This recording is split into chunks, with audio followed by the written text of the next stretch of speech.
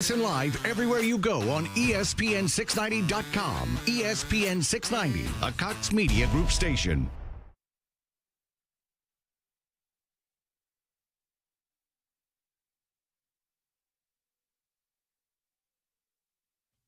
This is SportsCenter.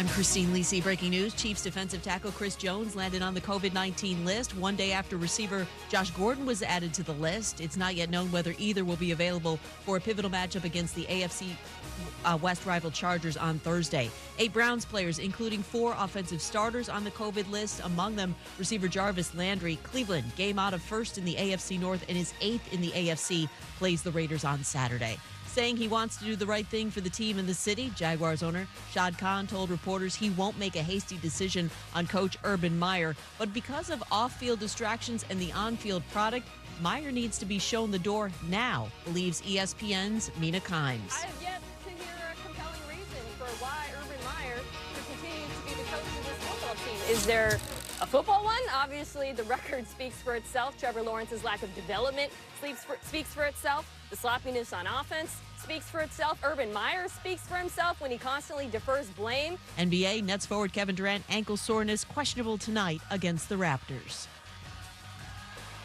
We're back on Wednesday, and we'll tell you how much we've learned from the Cardinals' loss on Monday Night Football. Are they still a legit contender or still a year away or so? That's Wednesday morning on Keyshawn, J. Will, and Max on ESPN Radio. Our nation's sea services protect our waterways, eliminate threats around the world, and safeguard Americans at sea. They have been a vital part of our nation's defense since 1775. Help keep our sea services strong. Support our Navy, Marine Corps, Coast Guard, and U.S. Flag Merchant Marine by enrolling as a member of the Navy League of the United States, the #1 advocate for our sea services. Learn more at NavyLeague.org. The Navy League is a CFC participant. In the small town of Elmira, New York, a boy was born into an all-American family. The odds of him opening his own clothing store at the age of 18? 1 in 138,000. Excited to be a part of pop culture, he packed for the big city. The odds of finding someone to invest in his vision? 1 in 4.5 million. The odds of him achieving his dream in the fashion industry? 1 in 23 million. The odds of having a child diagnosed with autism? 1 in 88. I am Tommy Hilfiger, and my family is affected by autism. I encourage you to learn more at autismspeaks.org/signs. Early diagnosis can make a lifetime of difference.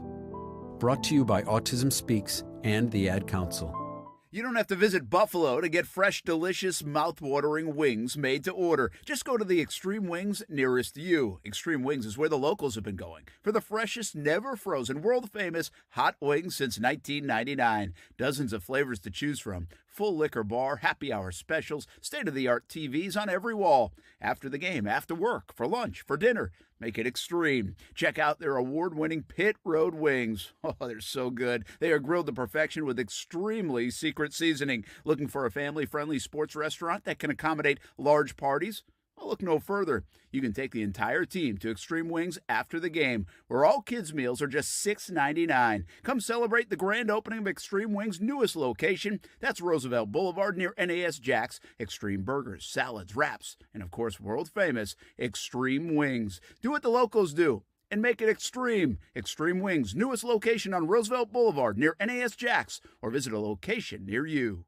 Broadcasting live from the ESPN 690 Anajar and Levine studios. This is Action Sports Jax on ESPN 690 with Brent Martineau and Austin Lane.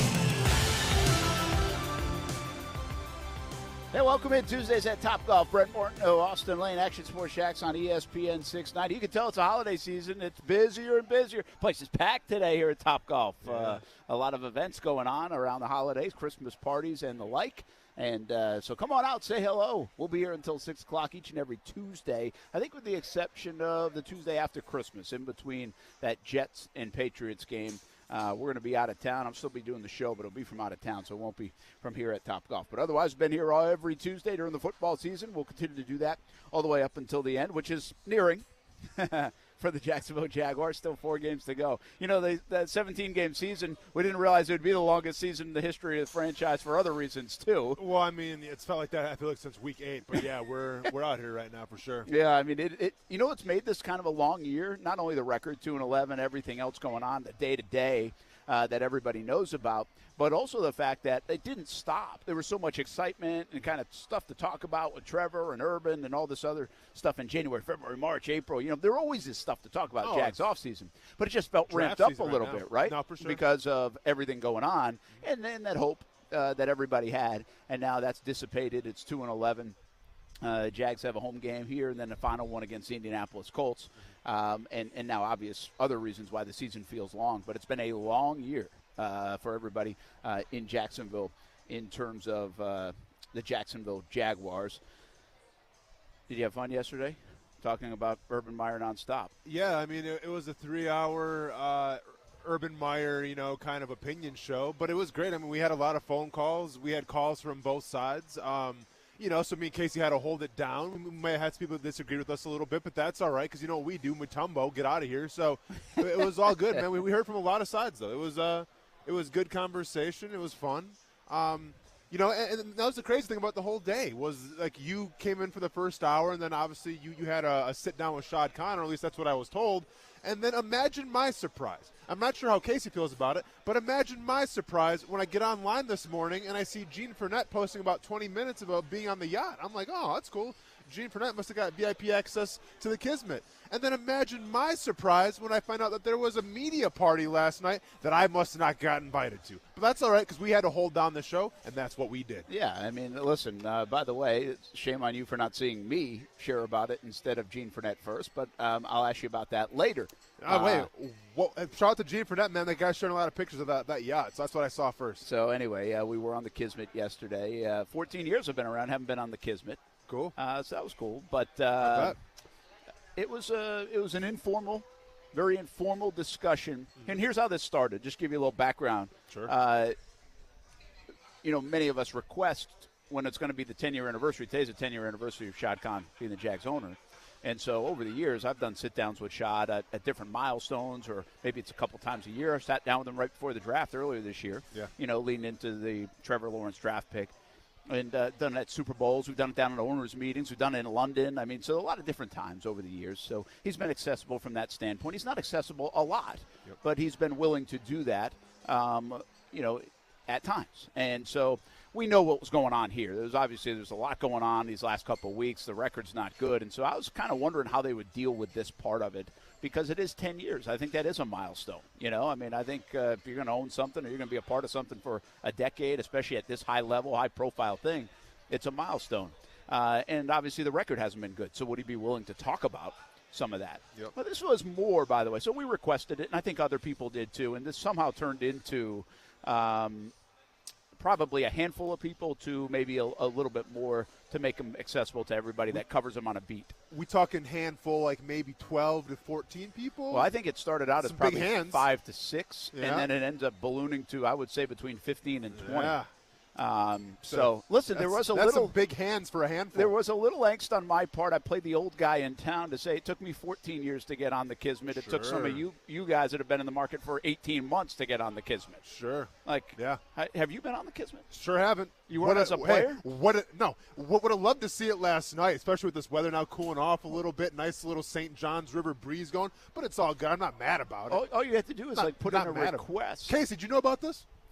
Dude, I can't even get in the press box. Okay. Yeah, true. Good. Well, you were by the way, in LA. listen, guys. Well, what does that tell you? I mean, I got to move to LA, I guess. I don't know. It's a good point. Guys, you got to earn some of this stuff. I mean, what do you think? It's just given to you? Okay. You millennials? Okay. You think everything's just given to you? Really? You deserve because it? there was people a lot younger than I was on that Kismet last night. And I took umbrage to that. Yeah, there's a lot of younger people on the Kismet. So it was millennials, juniors, seniors, boomers, you name it.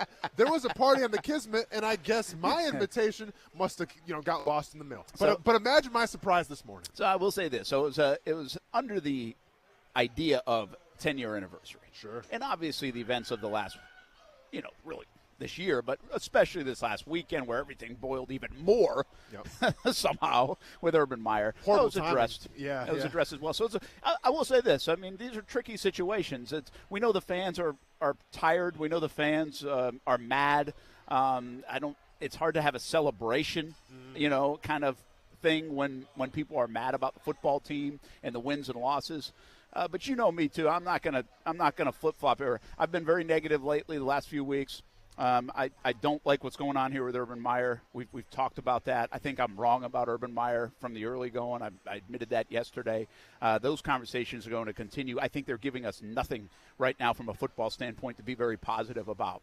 But one thing I'm not going to change my tune on, and I haven't, until I see more evidence of it outside of a win-loss record, to say Shad Khan's not good for Jacksonville and is trying to win and wants to win and all those things, I don't think is accurate. I really don't. I never have believed that, and you can go listen to me 8 years ago, 10 years ago, when I was with him in Dallas to New York, to when he first took over the team, to 5 years ago, to 3 years ago, to now. That has not changed, and I don't think – in fact, I said this to some people yesterday. I said, I know the fans are really mad right now, and they're not – I know Shad Khan's probably not top favorite on their list. Yeah.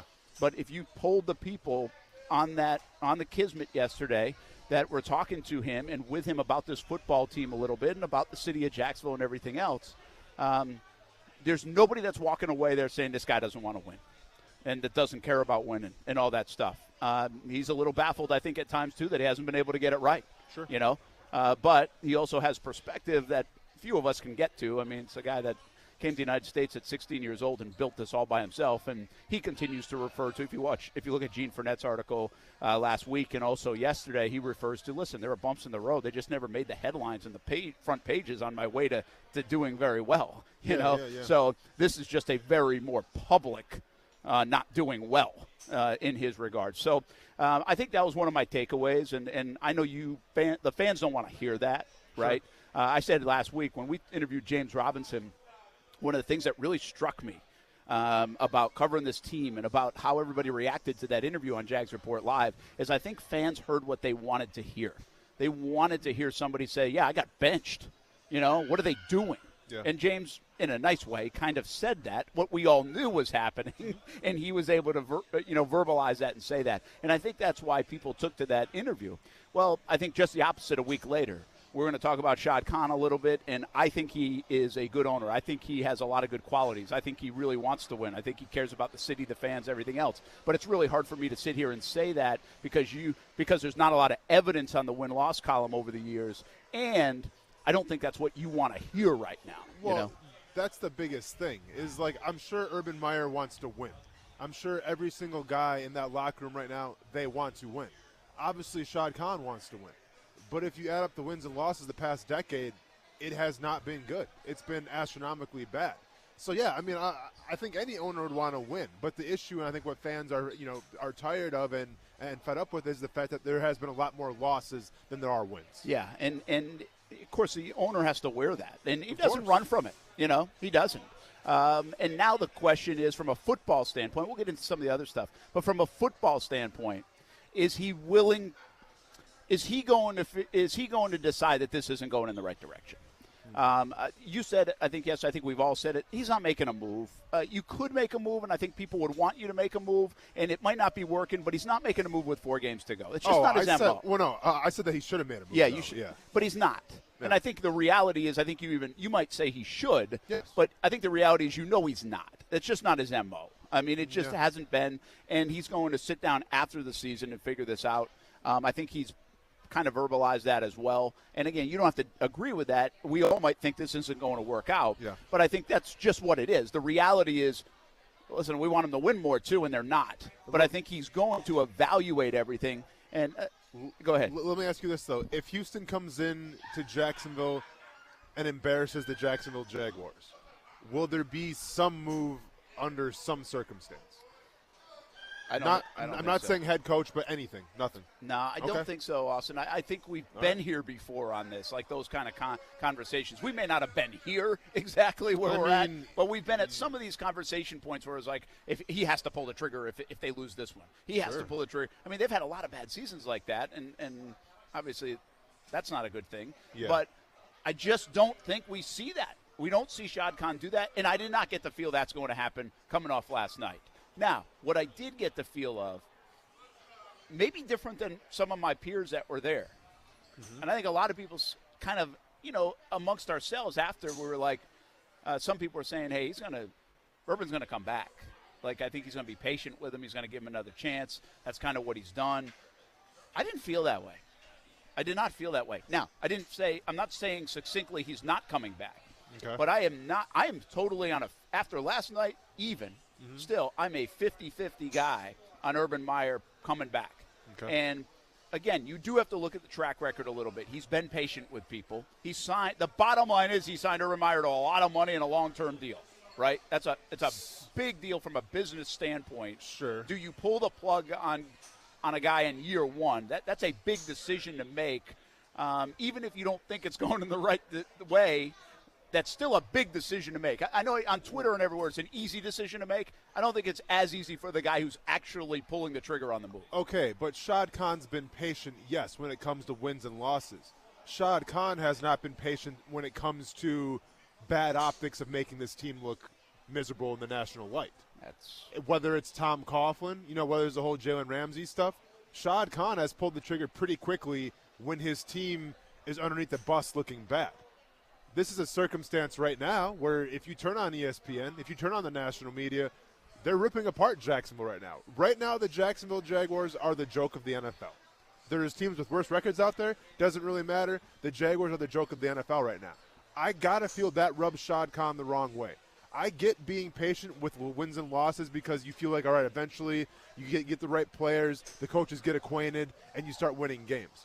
But I don't think Shad Khan is as patient when your team that you're overseeing essentially is getting drugged through the mud right now due to the media and just what's escalated here the past couple weeks. Yeah, and I think there's some accuracy there. I think we have Dell on the line. Let's get him in. Then I'm going to read you the quote that you just referenced because I think to me that was maybe the biggest part of the Urban Meyer stuff last night is the tone, which obviously you can't hear in print, but what was said, I did think spoke volumes. I don't think it was a ringing endorsement. I don't think it was a vote of confidence. I think it was hey, we're going to evaluate this thing. So we'll get more to that in a minute. I think we have Dell on the line. Dell, what's happening, man? Thanks for jumping in. Action Sports Jax on ESPN 690. Hey, guys. Thanks for taking my call. Just real quick, I wanted to invite y'all and all the listeners to join the movement that's growing really fast right now on Jaguars Twitter. It's the Team Urban movement, #Team Urban. So basically, hear me out. It was started on Sunday by Bold City Cap. And I, along with many others, are pretty much riding with Cap. And you're probably wondering how it started. Basically, Urban is a winner. He's a champion. Trevor is a winner. He's a champion. And what do winners do when he sees receivers running into each other, running the wrong routes, dropping passes? He calls them out. And people who aren't winners, they don't like that. They leak stuff, and the media writes, stories about it. But what they don't know is all those stories will actually poke the bear. It'll wake up a sleeping giant. And that's what he needed, and that's what we needed. Now, you guys started waking me up. I'm falling asleep. What are you saying? Well, Austin, I'm not calling you out, Austin, because you weren't on that yacht sipping champagne and eating caviar. No, I wasn't, man. Basically, I'm just inviting anybody to jump aboard. #Team Urban. We're rolling with Urban. Let's ride with him. That's it. Thanks, Cap. Appreciate the call, man. Thanks for jumping in. Action Sports Jax on ESPN 690. By the way, I don't think Cap has the stamina to keep up #Team Urban. Wait, no, that wasn't Cap, was it? That was somebody else. No, I think that was Cap's friend. Oh, that was Cap. Okay, I think it was Cap. Cool. Right on. Dell, though, is interesting. Do you think he's voting for? Do you think he's vouching for Del Rio? Who? You haven't seen on social media. No, man. You know me. I'm Bold City Cap there. He's all over this hashtag. He's flipped. Okay. He's now on to Team Urban. Oh, so he's got his back. Yeah, he's got his back. But I just don't believe he has the stamina. To keep that going. I thought about dumping him, but I thought it was. Oh no, man! Okay. We don't. Hey, this is a non-dumping show here. This was well, easy now. I don't want to. overpromise and underdeliver. Well, no, don't promote your podcasts or don't promote like your other radio shows. He didn't do that. He was just saying a movement. You can support a movement. Yeah, well, that's a movement that probably doesn't have a lot of stamina. Okay, is just my guess. I didn't know what was happening. I knew exactly what was happening. Okay, that's why I'm here for you. Okay. Did you have caviar last night? No, not at all. All right, so here's the deal. This is what you just said prior. Mm-hmm. Again, this is where I think it's very much unwritten whether Urban Meyer is coming back in 2022. And I actually thought that was pretty clear yesterday on two occasions. One, he said, we think we have a roster that is worthy of more than 2 wins. So that's an indictment on the coaching staff, right? And by the way, that follows up what Urban had said to start the year. I think it's coaches, not players. We've got the players. Well, he's also put the onus on him by that comment. Now, he hasn't really taken the accountability as much in recent months, but he put the onus on him. And I think Shad Khan is essentially saying the same things. But what really should concern Urban Meyer if he wants to continue on here in Jacksonville is this part. Quote, what concerns me is wins and losses. We haven't had a lot of wins. What's different about this thing is you have losses and you have drama. In the past, it was like you were, quote, the lowly Jaguars and everyone left you alone. Now the scrutiny we have is really something different, and how much of that is we're bringing it upon ourselves, how much of that is deserved, and how much of that is he won wherever he was, and then this is something he's never dealt with. And when you win in football, you create enemies. The only way you can really deal with that is you have to win again. So the last part to me is a little bit different than the first part. We'll get to the last part a little later. Okay. But the first part is that's an owner who feels embarrassed by what's going on. That's also an owner that feels this is an unforced error on Urban Meyer's part on a couple of different levels, from Ohio to the James Robinson front to maybe the Chris Doyle front to now this past weekend. Yeah. And so these are moments where it's like, okay, it's one thing to lose. Yeah. But to what you just said, turn around and see every sports show in the country talking about Urban Meyer, calling Urban Meyer out, saying the Jags can't get any lower, the Jags have to move on. Well, that's a reflection of a team that the owner owns. And so that, for anybody, is embarrassing. Well, and I understand that if you're an owner and you're trying to build a culture and everything, you have to have a short-term memory of when it was bad. But keep in mind, when it was like whatever the percentage of grievances were in the NFL, and essentially the NFLPA was telling free agents not to sign with Jacksonville, that was everywhere as well. Like, that was on ESPN. That was in every single article. And that made this team look bad as well. And Urban Meyer handled that Shad Khan handled that very swiftly and got rid of, Tom Coughlin and said, thanks for your time here, but we don't need your services anymore. This, whether it's the stuff in Cincinnati, which, it was the laughing stock for a while. It kind of blew over until you started losing more. Then it was like Urban's going to this college or Urban's going to that college. I mean, it's a polarizing guy. You knew that coming in. If you're going to get wins right off the bat, it wouldn't have been an issue. But the fact that you have 2 wins right now, it's the only issue. And then when you couple that with 2 wins, then everything that's transpired, well, yeah, that's going to be the talking point. That's going to be the headline. And where you look at it right now, I mean, if you want to compare it to the grievance gate stuff, to me, it's almost worse because, it was, well, we didn't really, we knew something was going on with Tom Coughlin, but we didn't really know how bad it was. And then you heard Dante Fowler's fight up and all this great stuff. Okay, fine. But, that was one instance, right? It wasn't one instance, but it was umbrella under one thing.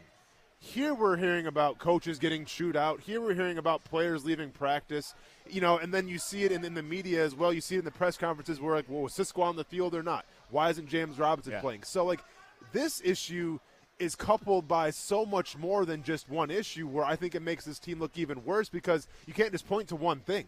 There's so many things. There's so many red flags right now that you can point to and make fun of. Yeah, and I think you're right about, first of all, losing exacerbates all those things, but also the mounting nature of all these things piling up and piling on and piling up and piling on just continues to make it part of the cycle all the time, locally and nationally. And I think that's what makes this a little bit different, too. It's not a one-off thing. Again, if it's Marvin Jones and Urban Meyer, and that's the only thing that's happened in the fall other than losing, probably not that big a deal. If it's a one-day benching of James Robinson, people disagree, instead of a 2-week, probably not that big of a deal. You're berating assistant coaches? Heck, half of Twitter's berating all their coaches. I don't think they care about that much. But on top of everything else, and what else have you said that hasn't been leaked out, and what's the temperature in the building? Well, those things mount up, and that's what we're talking about. And we thought that we could get some of this maybe with the hiring of Urban Meyer. What we didn't expect is to see a team that has regressed, a quarterback that's not developed, and 2 wins here in mid-December from Urban Meyer. If you were going to put up with a little bit of this other stuff, we thought those 3 things that I just mentioned and then some from the on-the-field product would have looked a little bit better. And maybe you got to give a little of this stuff to get some of that. Yeah. Well, we're giving and giving and not getting. And that's the problem right now with Urban Meyer. We're there live at Topgolf. Tuesdays at Topgolf. Be here until 6 o'clock. Let's talk more about it. I'll tell you what else Shad Khan said, from the city to the stadium to Trevor Lawrence to more on Urban Meyer. The discussion continues, and we do open the phone lines, 904-362-9901. There are more people that have supported Urban going into year 2 than I thought, although it's not overwhelming, but even more than I thought, given the emotions and the temperature right now. Well, and that's the beauty of those people, that they're super passionate. As is with politics. You know, I mean, like, if you're kind of like the minority in a situation. Yeah, you're going to go to bat. Yeah, I mean, these people are going to ride or die with Urban Meyer right now. Hashtag Team Urban, right? We'll be back. Action Sports Jax on ESPN 690. Now, the First Alert forecast on ESPN 690. Partly to mostly cloudy today. A brief shower possible as temperatures reach the lower 70s. A little cooler at the beaches, dropping into the 50s tonight, and partly cloudy tomorrow. Highs on your Wednesday from 70 to 75. From the First Alert Weather Center, I'm Action News Jax Chief Meteorologist Mike Burrish. Join me today beginning at 5 p.m. on CBS 47 and Fox 30 Action News Jax. The Weather Center is brought to you by Beard's Diamonds, where the anniversary sale's been extended through Christmas Eve. Save up to 41% store-wide. Now is the time to get an estimate on replacement windows. American Window Products of Jacksonville is a high-volume dealer offering a huge selection of products to keep your costs low. New windows from American Window Products can lower your energy costs and increase your curb appeal and security, all without breaking the bank. Call American Window Products for a free estimate at 904-667-0873 or visit AmericanWindowProducts.com. Tobacco-free Florida knows how hard it is to quit nicotine, which is why we offer different quit options to choose from for free, like 24/7 quit coaches available over the phone and free 2-week starter kits of quit aids. We're even experimenting with 80s pop music. I'm giving you up, giving you up, giving you up. I'm letting you up, I'm letting you never coming back to smoke. I'll never come back, never coming back to smoke. I'll never come back. I'm giving you up. Or maybe we'll just stick to the ways we know work. Visit tobaccofreeflorida.com or call 1-877-YOU-CAN-NOW for free nicotine patches. Hey, Bruiser, you ready to do the old holiday shopping routine? Yeah, I got all the houses picked out. Alrighty. Hey, you know, I almost feel sorry for these folks. Oh, don't go soft on me now. That's why they pay insurance. Okay, so you promise those kids will just lose their bikes for a little while? Yeah, I promise. Whatever. All right, then let's sing our favorite holiday song. Yeah. We're making our list, checking it twice. Looking for houses with things that are nice. Bruiser and Browser are coming to town. We're filling our truck, we won't leave much. Avoiding those houses that got safe touch. Bruiser and Browser are coming to town. Crime does increase during the holidays. Hi, I'm Lester Jackson, owner of Safe Touch Security Systems. Our new Safe Touch two-way communicator saves lives and prevents property loss every day. Our average response time is an incredible 14 seconds. Nobody can match our servers or our price. You have my guarantee on it. Call SafeTouch today at 888-723-8682 or go to safetouch.com. State license number EF233. Whether you're a rock-solid hard athlete or a hardcore fan, in Little League, a pro, or a weekend warrior, Cora Physical Therapy is here to help you reach your goals. We're happy to announce that Cora is now open in Kingsland, on Boone and Haddock, and we're coming soon to Brunswick. With a total of 17 clinics in the Jacksonville region, there's sure to be one near your home or work. Call or come in today for a free screening. No physician's referral needed. CoraPhysicalTherapy.com, treating everyone right. With round-the-clock protection at a great price, your Progressive policy works the way it's supposed to, unlike this unenthusiastic hype man. Okay, everybody, let's make some noise. Put your hands up. Or not. It's your call. Here we go now. Here we go. Switch to Progressive today. It is electric in here. Progressive Casualty Insurance Company and Affiliates. When others treat your fries as an afterthought, all you're left with are cold, soggy fries. That's why Wendy's new fries are ones you won't forget, guaranteed to be hot and crispy, or we'll replace them. We're talking natural cut, skin-on fries, perfectly seasoned with a hint of sea salt. In fact, they're even preferred almost 2-to-1 over McDonald's. These are fries so hot and crispy, they beg a new question. What would you like with your fries? Try them today, only at Wendy's. At participating U.S. Wendy's, taste preference based on a national taste test by an independent research company. Bono's Pit Barbecue. Yeah, it's good. It's more than food. It's about the flavor, the tradition. It's barbecue, and it's who we are at Bono's. Locally smoked since 1949. Almost 20 locations around Jacksonville. On the menu, smokehouse stackers, sandwiches, salads, sides, and Bono's family feast. Bono's Pit Barbecue. If you don't see a pit, it ain't legit. Authentic traditional Southern barbecue. Feel the flavor, feel the community. Bono's Pit Barbecue. Yeah, it's good. Looking for a great career that can take you places? The Jacksonville Transportation Authority offers miles of opportunity, and the JTA is now hiring bus operators. We offer competitive pay and benefits with a starting wage of $16.43 per hour. We're offering hiring bonuses from $10,000 to $15,000. CDL training is available, and JTA will pay for relocation to Florida. And the Sunshine State has no income tax, so your paycheck goes further. Stop looking for a job. Get yourself a new career with the JTA. Hey everybody, it's Brent Martineau from Action Sports Jax. There's a good chance you have a smart speaker, so use it with ESPN 690. Stay up to date on the Jags and all things sports by telling Alexa or Google to play ESPN 690. It's as easy as that. Make sure you listen weekdays 3 until 6 p.m. on ESPN 690. When a phase struggles, you have to find out. You got to be, as a leader, an expert at cause and effect. Why? Why is the? I don't want to start picking against offense versus defense, but I see, our defensive staff working great. I see offense. There's some issues that they're fighting through, and it shows on the field. Once again, am I saying there's bad people? Am I exploding? Am I doing? No, I just see it. You can see it. That is Urban Meyer, and another instance where.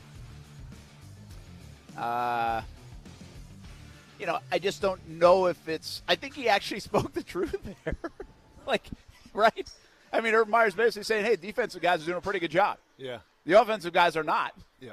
I can see it and you can see it. Yep. But probably not the best thing to say if the building already is kind of in dysfunction. Yeah.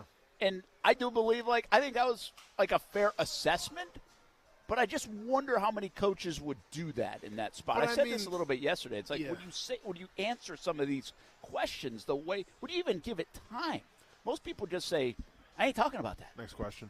Yeah, I mean, that question doesn't bother me too bad because we all know it, and even the players in that locker room know it. Yes, that's the defense is monumentally ahead of the offense right now. So, I mean, if that's the obvious statement, and then that's the obvious thing that's going on, I mean, speaking out in the universe in front of cameras, to me, doesn't really make that much of a difference to the players in that locker room, which I think is the most important part. Yeah, by the way, I think I wish he had done that more with the James Robinson situation and other situations. Yeah. But at the same time, I just don't know if that's helping him internally, if it's already pretty bad in there. Yeah, I mean, like I said, I just think he's staying the obvious in that one. I don't think maybe. So you don't think it'll be taken? I mean, there was 100 other things I had wrong with that press conference set aside from that. That wasn't one of them, truth be told. It was not one of them. Yeah, that wasn't one of them. I'll say this. I think, I don't know. I think if the season ended today, I don't think Urban Meyer would be back. Yeah. But I say that to myself, and knowing, because we've covered this long enough, Brent Martineau, by the way, Austin Lane, Casey Kurtz back on a Tuesday. Tuesdays from Top Golf. Be here until 6 o'clock on ESPN 690. I say that knowing that if the Jags win next week, it really doesn't change anything in the grand scheme of anything. Mm-hmm. But it does make people talk differently.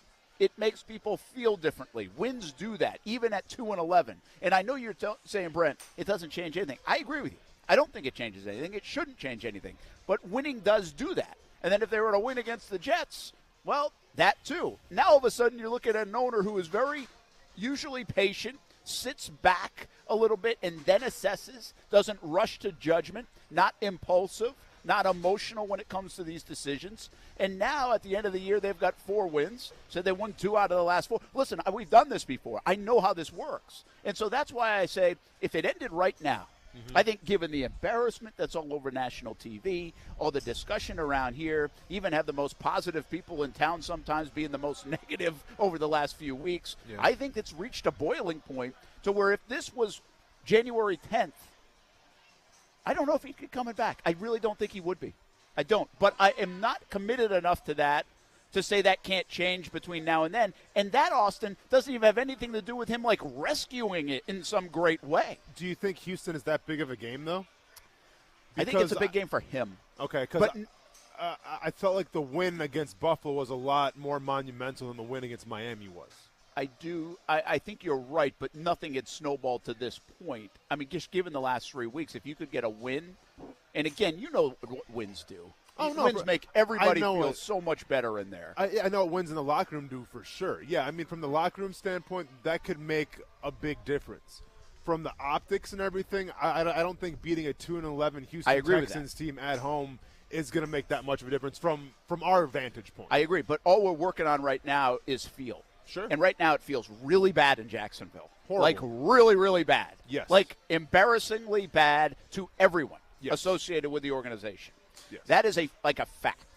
And what I'm just trying to say is, and get ahead of it again, we try to do these like headlines down the road. Yeah. And if they win a game, some of that goes away. Again, you have 4 games to go where Trevor Lawrence could play well. And then you're like, okay, how did they bounce back? Somebody's going to give him credit for that. Yeah. Hey, if they go beat Houston, I know Houston stinks. But somebody out there is going to, and maybe it's even me, somebody's going to be like, hey, they just beat Tennessee a couple weeks ago. They're playing hard. The Jags lost to them big time. Look, we just beat them.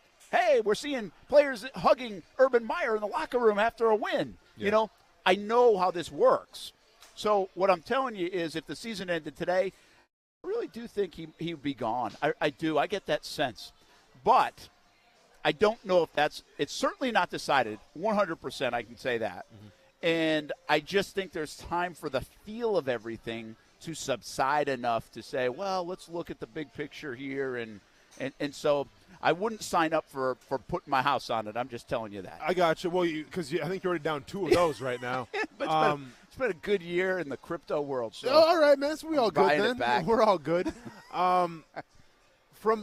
So I don't know. If you somehow miraculously win 2 of the next 4, is that going to change things? Well, yeah, probably in that front office organization, it probably would change things. Now, would it change our opinion of stuff? I mean, I got to see what Trevor Lawrence looks like. I got to see like how these wins panned out and how bad the losses were. But the most important thing right now is, has he lost the guys in the locker room? Do the guys in the locker room still want to play for him?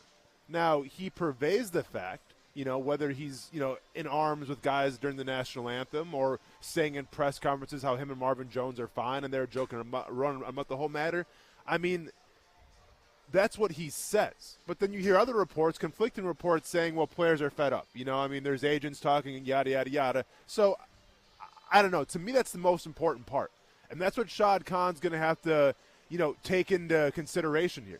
I understand that Urban Meyer was the big get for Shad Khan. That was the big fish. That was the one that he was pursuing for a long time, spent time, energy, and resources on that. But at the same time, if you go to your players and you go to the building and you get a vibe where it's like, hey, we don't want this guy here anymore, well then, the sheep outnumber the wolves at the end of the day. And I think you take that into consideration. So that's the most important part to me. And I'm not sure if these next 4 games are going to sway that or not. Players have, players can be emotional and players can hold grudges. I'm not sure where the level of grudge right now is in that locker room. But if you've been paying attention to press conferences and stuff, I'm sure there are some disgruntled players right now in that locker room. Yeah, I mean, I think that's a given for sure. Definitely unhappy at 2-11 and unhappy for maybe a myriad of reasons. I guess what I'm trying to say is I don't really think it should change what takes place in January, even if they won 2 games down the stretch. I think the bet has been made here. Mm-hmm. And there's, even in the next month, if things get a little quiet and you're not on every national broadcast and we're not doing this every day, I'm not sure if that really should change the outcome. Because what's to say it doesn't happen again next year? Like, is that a long enough time to, say, earn the trust of Urban Meyer that this now is handled and everything's in good shape? And that's, by the way, barring if anything else comes out, win or loss, over the last month, and especially when the season ends and everybody goes their separate ways and starts yapping about everything that happened during this season. But I do think that some things can change the feel of it. You often say, I think there's one of the cliches in sports, right? It's like, not you often say it, but players will say it. It's never as good as it looks on tape. Mm-hmm. It's never as bad as it looks on tape. Yes. Take that kind of cliche and put it to this situation. Okay.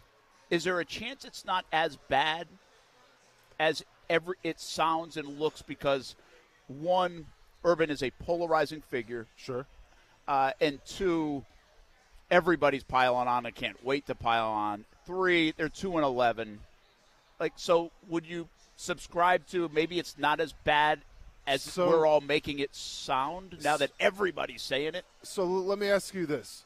Anytime one of these articles come out, and like I think John Gruden would be a good example of that when the first Gruden thing came out. I'm not comparing the two. I'm just saying, like, think of times where, guys like Tom Pelissero have come out, they've wrote something, and then it kind of escalates from there. Like another one in Washington was a good example.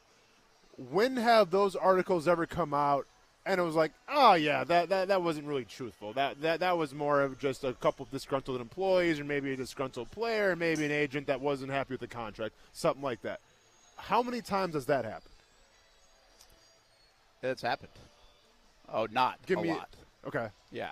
It hasn't happened a lot. No. No, it hasn't happened a lot. Yeah, usually it's right.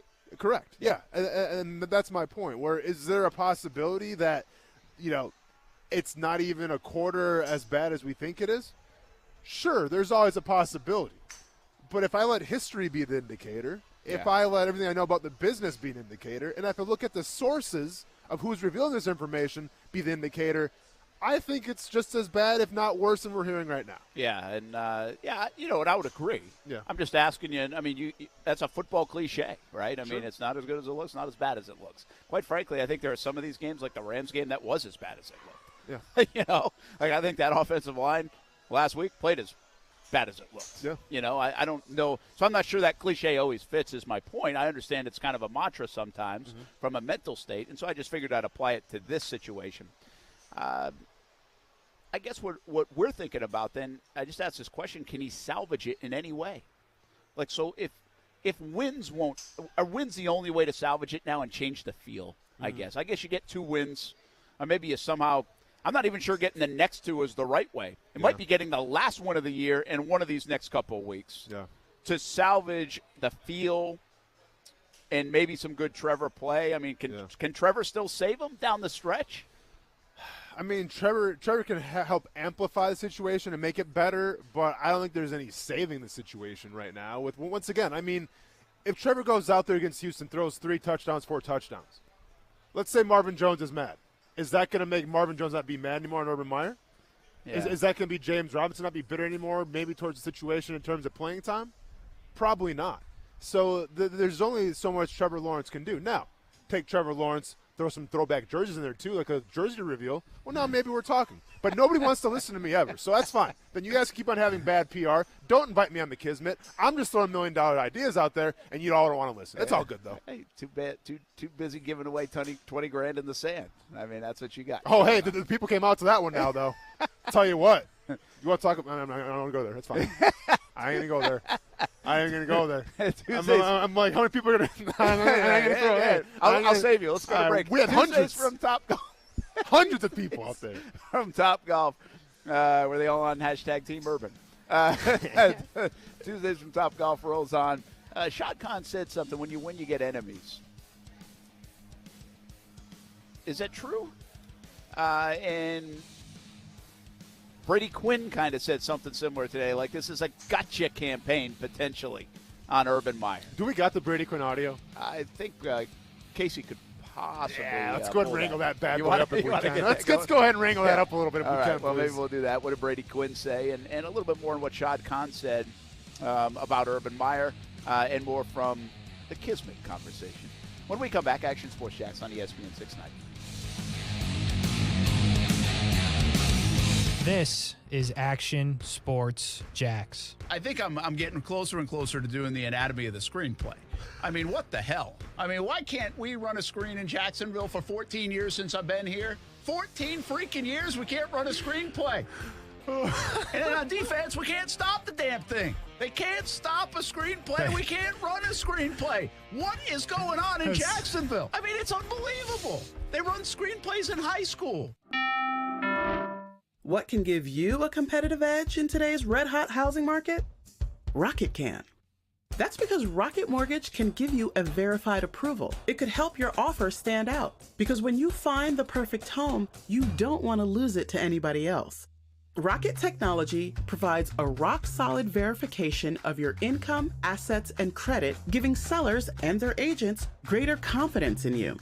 We've already helped over 1 million clients just like you reach their home financing goals this year alone. So remember this. What can help you buy the home you really want? Rocket can. Go to rocketmortgage.com or call us today at 8338-ROCKET. That's rocketmortgage.com or call 8338-ROCKET. A verified approval is based on an underwriter's analysis of your individual financial information, appraisal, and title report. Call for cost information and conditions. Equal housing lender licensed in all 50 states and MLSConsumerAccess.org number 3030. What defines a hero? Dedication, loyalty, courage. Every day at AMCO, we serve heroes. For over 60 years, we've repaired and maintained the most critical public service vehicles. From complex transmissions to simple brake jobs with flexible financing and the extra safety precautions we need. The heroes we serve don't all wear uniforms. They're people like you. At AMCO, we're proud to serve all of you. AA MCO. Money tight? We can finance almost anybody. Find the AMCO transmissions nearest you at amcojacksonville.com. The right time for the best water is right now. CGC Water Treatment wants to make sure your family's water is clean, healthy, and tastes great. CGC Water's done that for my family for a handful of years now, and it all starts with a Connecticut system. American-made and installed by the pros at CGC Water Treatment. Contact CGC Water Treatment now for your free water test. Connecticut systems remove up to 99% of contaminants. Remember, if you're not filtering your water, you are the filter. Don't be the filter. Connecticut makes the world's most efficient softeners, twin-tank, non-electric systems that use less salt and water during regeneration. Right now, save up to $600 on select system packages. Financing available with approved credit. Just call CGC Water at 904-552-1242 and ask about the Conway Club, the new service program that will save you money on salt, filters, delivery, parts, and labor. Call 904-552-1242 or visit cgcwater.com. Proud partners of the Jacksonville Jaguars and your local independent Connecticut dealer. Hey, boss, did you notice the holiday decorations on your street? Oh, yeah, it's getting to be that time of year again. Yeah, makes me so happy I want to sing. Uh-oh, I smell a song coming on. It's beginning to look a lot like Crooksmas. Nice. Packages near every door. But the prettiest sight to me... no safe touch signs, you see. Do-it-yourself alarms we like much more. A pair of houses in a row. Do they have safe touch? No, no, no. So crooks like us use Crash and Smash to get inside and take the cash. It's beginning to look a lot like Crooksmas. DIY alarms we love for sure. Crooks know to stay away from Safe Touch houses. Hi, I'm Lester Jackson, president of Safe Touch Security Systems. No one beats our technology or our price. Call Safe Touch today at 888-723-8682 or go to safetouch.com. State license number EF233. If you're experiencing domestic violence, it is not your fault. Hubbard House is here for you. You are not alone. Hubbard House provides free services and emergency shelter to survivors of domestic violence in Duval and Baker counties. Call 904-354-3114 anytime, 24/7 to confidentially speak to a caring advocate. Todd thought it would be secure to jog in the cheetah savanna. Todd believed the big cat repellent he bought online was reliable. And now, Todd is trying to be faster than this cheetah that can run 80 miles per hour. But the good news is, Todd has AT&T 5G that is fast, reliable, and secure. And he learned the best thing to do is stop running and toss her the backpack with the beef stew. AT&T 5G. Fast, reliable, secure. It's not complicated. 5G requires compatible plan and device. 5G may not be available in your area. See att.com/5G for you for details. The NFL is on. Key, Jay, and now Max Kellerman. Here's a guy that you drafted in the first round that you think could potentially be the successor to Aaron Rodgers in the future, but could he at least be a damn backup? Keyshawn, J. Will, and Max. Weekday mornings at 6 Eastern on ESPN Radio and on ESPN2. Yeah, whenever the run game doesn't work, it's, at the line of scrimmage we're not moving people, and right now that's an issue. That's the biggest issue. I know we missed one cut.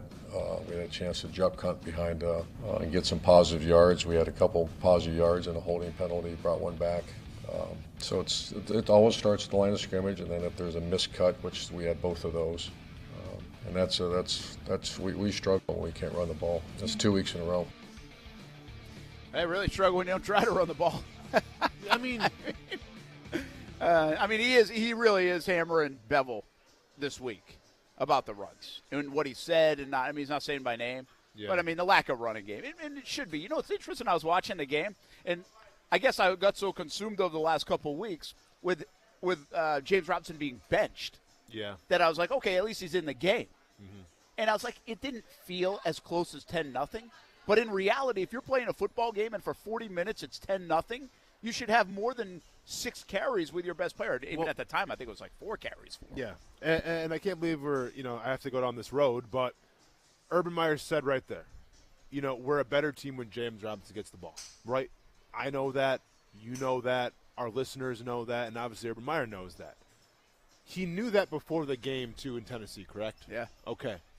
So if it's the second quarter or it's the third quarter, and you at least have been watching the game and you know how many rushes James Robinson has gotten, and you're hearing these play calls go over the headset, at what point do you go, hey, you know what?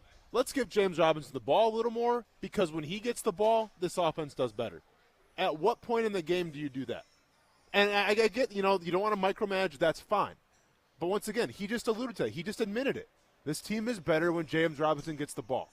So then where is that in the communication on the headset saying, let's give James Robinson the ball? Yeah, I don't know. Okay. I really don't. Cool. Let's communicate in our headsets and get Steven in. He's been hanging around Action Sports Jax on ESPN 690. What you got today, man? Hey, not too much. How are you guys doing today? We're good.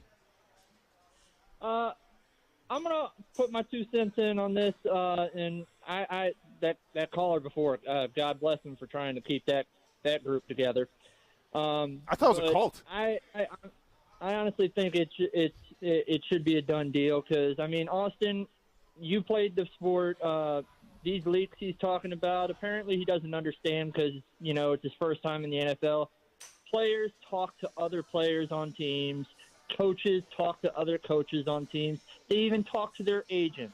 You're going to try and fire everybody for just speaking their mind and talking. And Shad needs to understand this. If this is going on the same way the Tom Coughlin thing went, heads are going to roll probably off that offensive staff. Nobody's going to want to coach for him. No player in free agency is going to want to come hearing all this stuff coming. Nobody's going to want to come here if Urban's here.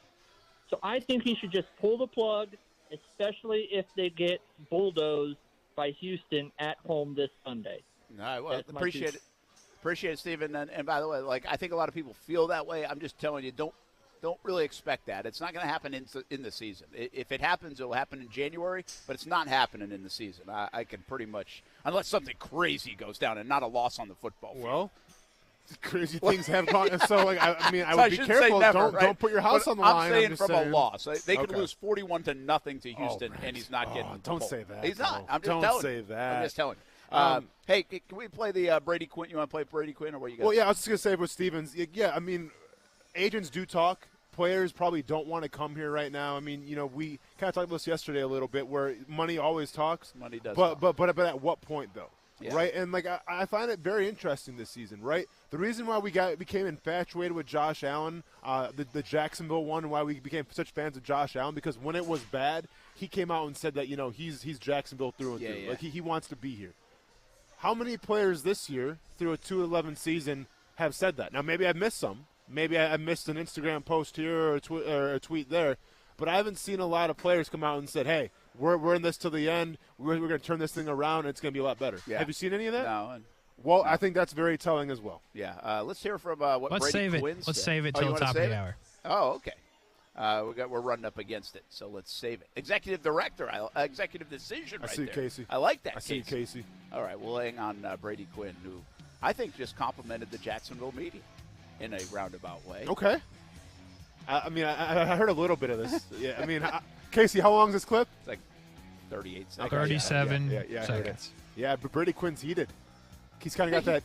He's got that Dan Orlovsky energy going on. A little defensive right now. I have a question about Orlowski and Brady Quinn. Casey. Both of them. Hey, by the way, stop putting Brady Quinn and Dan Orlovsky in the same hey, sentence. How much is All Dan right? Orlovsky's people paying you, though? Dan Orlovsky how and much Brady is Dan Quinn in the same Orlovsky? sentence? All of a sudden, Daniel Jones people stop paying you, and now it's Dan Orlovsky. Yeah, Danny boy. Did you see Dan Orlovsky's breakdown of the press conference? I'm sure it's out there someplace.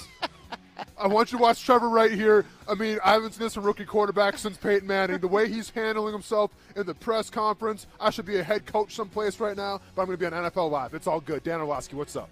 Key to the city, baby, Dan. You got a key to the city. Come on Tuesdays at Top Golf. I'll pay for your drink. Austin will. I just want Pat McAfee. That's it. Oh, okay. Yeah. We'll be back. Action Sports Jax on ESPN 690. If you're like me, you come home from work and walk through a messy garage hurdling shoes and bats and bikes.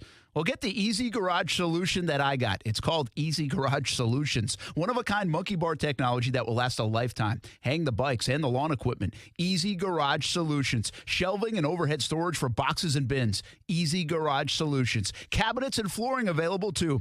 Easy Garage Solutions. Find them at EasyGarageSolutions.com. Easy Garage Solutions. It's that easy. For the ones finding new ways to ensure the job always gets done. For the ones wearing many hats. For the ones who are hands-on, even from far away.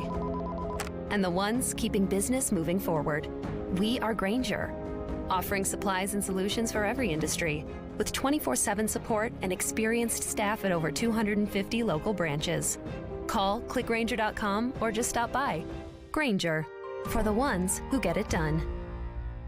Hey, this is Grace Gosted. I'm a singer-songwriter, and like many, I've been traumatized by years of bullying. You're ugly, you're stupid, you're gay, you're worthless. Bullying causes real harm and can result in severe long-term depression, anxiety, addiction, and even self-harm. I created the Black Box Project for anyone who has ever felt different for any reason. Go to theblackboxproject.org to help you take the first step to healing. You are not alone. Wake Forest and Texas A&M face off in Jacksonville at the 77th Tech Slayer Gator Bowl game on New Year's Eve. Game day starts early with pregame brunches beginning at 9 a.m., a special tribute to healthcare heroes in the pregame show, and kickoff at 11 a.m. on Bill Gay grounds at TIAA Bank Field. Don't miss college football pageantry on display. It's all happening on New Year's Eve at the Tech Slayer Gator Bowl. Game tickets and hospitality packages start at $50 and are on sale at TechSlayerGatorBowl.com. In today's world, there's a lot of ways to know what's happening. At Action News Jax, we make sure our local stories have more detail, so you get every angle that impacts you. We dig for answers because you deserve the whole story. Taking time to provide context so you're clear on what's really going on. Because we know information is thrown at you 24/7. And we want you to know that Action News Jax is local coverage you can count on. Tobacco-free Florida knows how hard it is to quit nicotine, which is why we offer different quit options to choose from for free, like 24/7 quit coaches available over the phone and free 2-week starter kits of quit aids. We're even experimenting with 80s pop music. I'm giving you up, giving you up, giving you up. I'm letting you never come back to stone. I'll never come back to stone. I'll never come back. I'm giving you up. Or maybe we'll just stick to the ways we know work. Visit tobaccofreeflorida.com or call 1-877-YOU-CAN-NOW for free nicotine patches. Looking for a great career that can take you places? The Jacksonville Transportation Authority offers miles of opportunity, and the JTA is now hiring bus operators. We offer competitive pay and benefits with a starting wage of $16.43 per hour. We're offering hiring bonuses from $10,000 to $15,000. CDL training is available, and JTA will pay for relocation to Florida. And the Sunshine State has no income tax, so your paycheck goes further. Stop looking for a job. Get yourself a new career with the JTA. Get in zone, AutoZone. Welcome to AutoZone. Dashboard light problems? We can help. Our free Fix Finder service can read your check engine light, ABS light, and service indicator light. and give you possible solutions, verified by licensed technicians. You'll even get detailed results sent straight to your email so you have them when you need it most. It's the most complete free warning light report backed by technician-verified fixes. The free Fix Finder service, only at AutoZone. Get in the zone, AutoZone. More details at AutoZone.com.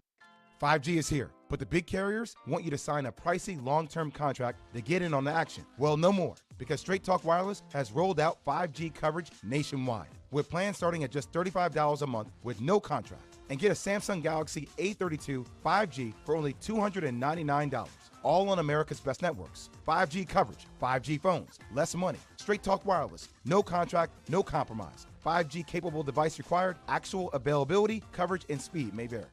Broadcasting live from the ESPN 690 Anajar and Levine studios. Anajar and Levine Accident Attorneys. Call 904-600-4000. That's 904-600-4000. ESPN 690. Jacksonville's home for ESPN Radio. WOKV Jacksonville. Listen live everywhere you go on ESPN690.com. ESPN 690, a Cox Media Group station. I'm Christine Lisi. Chiefs defensive tackle Chris Jones placed on the NFL COVID-19 list a day after receiver Josh Gordon was added to the list. Not yet known whether either will be available Thursday against the Chargers. 8 Browns put on the COVID list, including receiver Jarvis Landry and offensive lineman Wyatt Teller and Jedrick Wills Jr. Warriors guard Steph Curry on track for a record-breaking night at Madison Square Garden tonight against the Knicks. 2 3-pointers away from breaking Hall of Famer Ray Allen's record. The impact of Curry, a 3-time NBA champ, can be seen throughout the league, notes ESPN NBA analyst J.J. Redick. He's normalized the deep three. He's normalized high-volume shooting. And you can certainly see an influence on guys like Trae Young and Luka Doncic and Damian Lillard. He's also proven that you can win with high-volume, efficient three-point shooting. And I think that's the bigger picture that has had an effect at all levels of the game. Starting center LaMarcus Aldridge among 4 Nets players added to the NBA COVID-19 list. They won't play tonight versus Toronto. Forward Kevin Durant ankle soreness listed as questionable. During Dell's holiday event, save up to $250 on computers with Intel Core processors. Get special savings on Dell XPS and Alienware systems plus monitors, docks, and accessories, all with free shipping. Call 800-BUY-DELL. That's 800-BUY-DELL. Broadcasting live from the ESPN 690 Anajar and Levine studios. This is Action Sports Jax on ESPN 690 with Brent Martineau and Austin Lane. Well, if you don't have it, it's got to be from the coaching staff. It's got to be, Malcolm Brown's one of the best leaders I've been around. You got Josh Allen. You got Damian Wilson's become a heck of a leader for us. You got Ray Jenkins, and you got Shaq Griffin. Shaq Griffin has taken Tyson Campbell, who's playing very, very well, under his wing. I watch every time they come off to the sideline. And I also give credit to Tim Walton. A lot of that stuff is not normal. That's intentional. I mean, you have to be taught that and discuss it. And that's one of my favorite parts of the game. Come down there and sit and talk to listen to the conversation going on. That is Urban Meyer. A lot of ways to go there with that one. But really, I got to try to get some. Brent. Well, I'm just saying. I mean, can't you listen? How about listen and then act? Yeah, how about listen to I like this new Brent Martin. I'm not gonna be honest, man. I don't. I mean, okay, I don't. Okay, I understand. Right now, it's horrible, and the bad optics were the laughing stock of the NFL. But if you want to take one silver lining out of this whole thing, is that you've gone through a complete character transformation, and you've turned heel. And just from being an observer, it's been cool to watch. Yeah. I like it. I dig it. I don't expect it to last. I'm not saying I want the Jaguars to keep on losing to see you just keep on going down and downhill. But I'm not mad at it right now. It's not good for my psyche. I got you. And I don't want to keep doing it. Yeah. So I got to try to find something. Give me something. Just give me something, Jags. Hey, it's like we broke it down yesterday, Brent. The Jaguars' defensive scheme going forward, you got to like that. I do like that. So there you go. There you go. Well, welcome back. Thank you. It's good to have you back. Okay. Thought we were going to lose it for a second. I'm all fired up. Yeah. I'm going to go all the way off season. Let's talk 3-4 defense. Off season, I'm talking about the 16th ranked defense in the NFL. That's Logan if they Cook, finish strong. Logan Cook balling. I refuse to do that. Even the president of Sunshine and Rainbows can't go crazy with a punter. That's Although, I will tell you this, Logan Cook, did you see his net punting average? Best of all time. Juicy, huh? Best of all time. Nice. I like that. Like, we should have to do. He's doing a lot of it. We should have, like, sincerely, you should have to call in and give us something positive about the Jags. To be optimistic give something about? To hang on to. Man. About the Jags. I mean, be a short segment. Well, yeah, but I feel like that's so hard. Like, you have to give away like a prize pack or something. And be like, if you can call in and tell us like 3 things, we can get. We have to be the judges of this, Brent. But if you can tell us 3 things, you may get a prize pack. Yeah, maybe that's the way we'll do it. Now we don't have prize packs because we don't go to the beach. You know what I'm saying? We don't have beach events. No, we don't. Yeah. So if we don't have prize packs, we're not expecting any answers that are good. There you go. Sorry, nobody won. Yeah. Come on out to Top Golf. We'll let you use our hitting bay. Now we're talking. For a couple of hours. Unlimited, too, over here for a couple hours. Yeah, that's what it says. I mean, just do it. Time says whatever you want, it says on it. Come on by. Yeah. Take a swing. Yeah. Brett Martineau, Austin Lane, Casey Kurtz here on a Tuesday. Tuesdays at Top Golf. We usually do a little around the NFL. We'll get to that probably. We usually do rookie quarterback grades. Do you want to do those? Not getting to those. Yeah, I kind of gave mine yesterday. Trevor Lawrence got an S for school in summertime.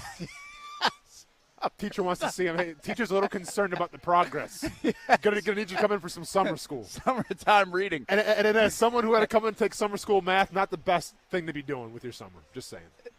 I had All right. my 4th grade year. Let's get to did you? Oh, yeah. How was it? Horrible. Did you regret? Did it work because you did better after? Oh, no. Like, I'm not doing this again? No, but I just breezed by. I mean, yeah, it was close. Like, I didn't even know, do we have summer school still?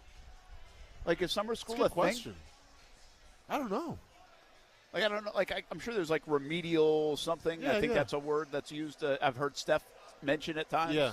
I mean, you think teachers want to be teaching in the summertime, too? And I don't know. I just don't feel like I hear about kids going to summer school like I used to hear about kids going to summer school. So maybe it's online. Maybe it's like a shortened thing or it's just like a week-long thing. I have no idea. Like, I have no idea if kids go to summer school. I got to believe they do. Like, why would they have stopped? For sure. Yeah, I mean, if you need extra feel help, like when are you going to get extra help? Exactly, yeah. So I feel like there's summer school out there. Summer school actually is a hell of a punishment. Oh, Who wants to go to summer school? It's the worst. And at summer school, I had baseball. It's really like when practice you're a after kid. that. Like you got like 10 weeks to look forward to. No, and no one I don't want to be there. The people in my class don't want to be there. My teacher sure doesn't want to be there. Like nobody wants to be there. Yeah, I agree. Yeah. All right.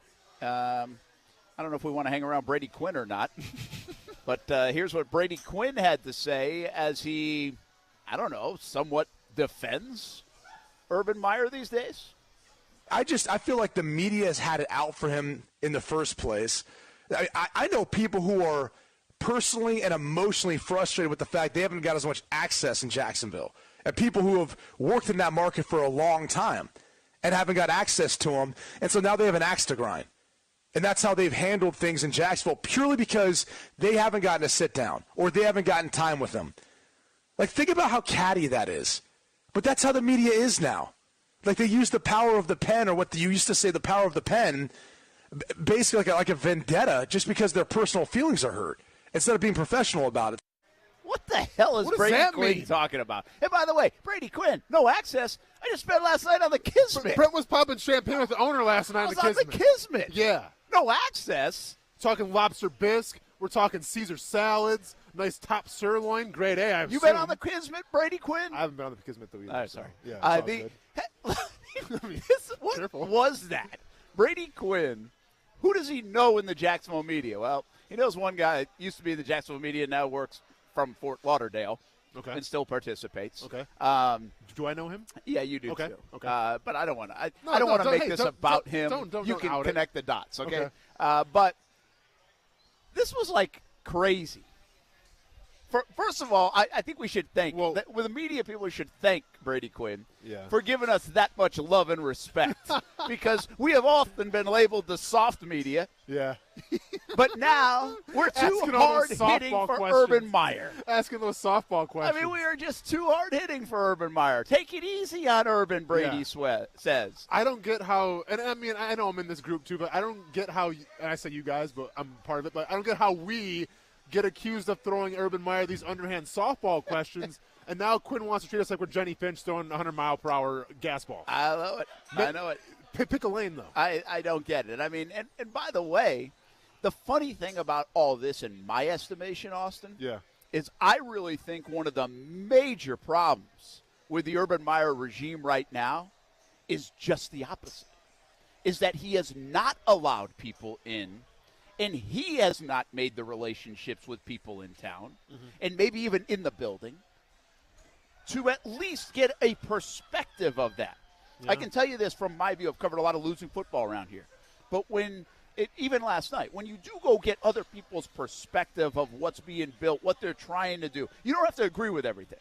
And it doesn't mean you have to say, oh, yeah, you don't have to defend them.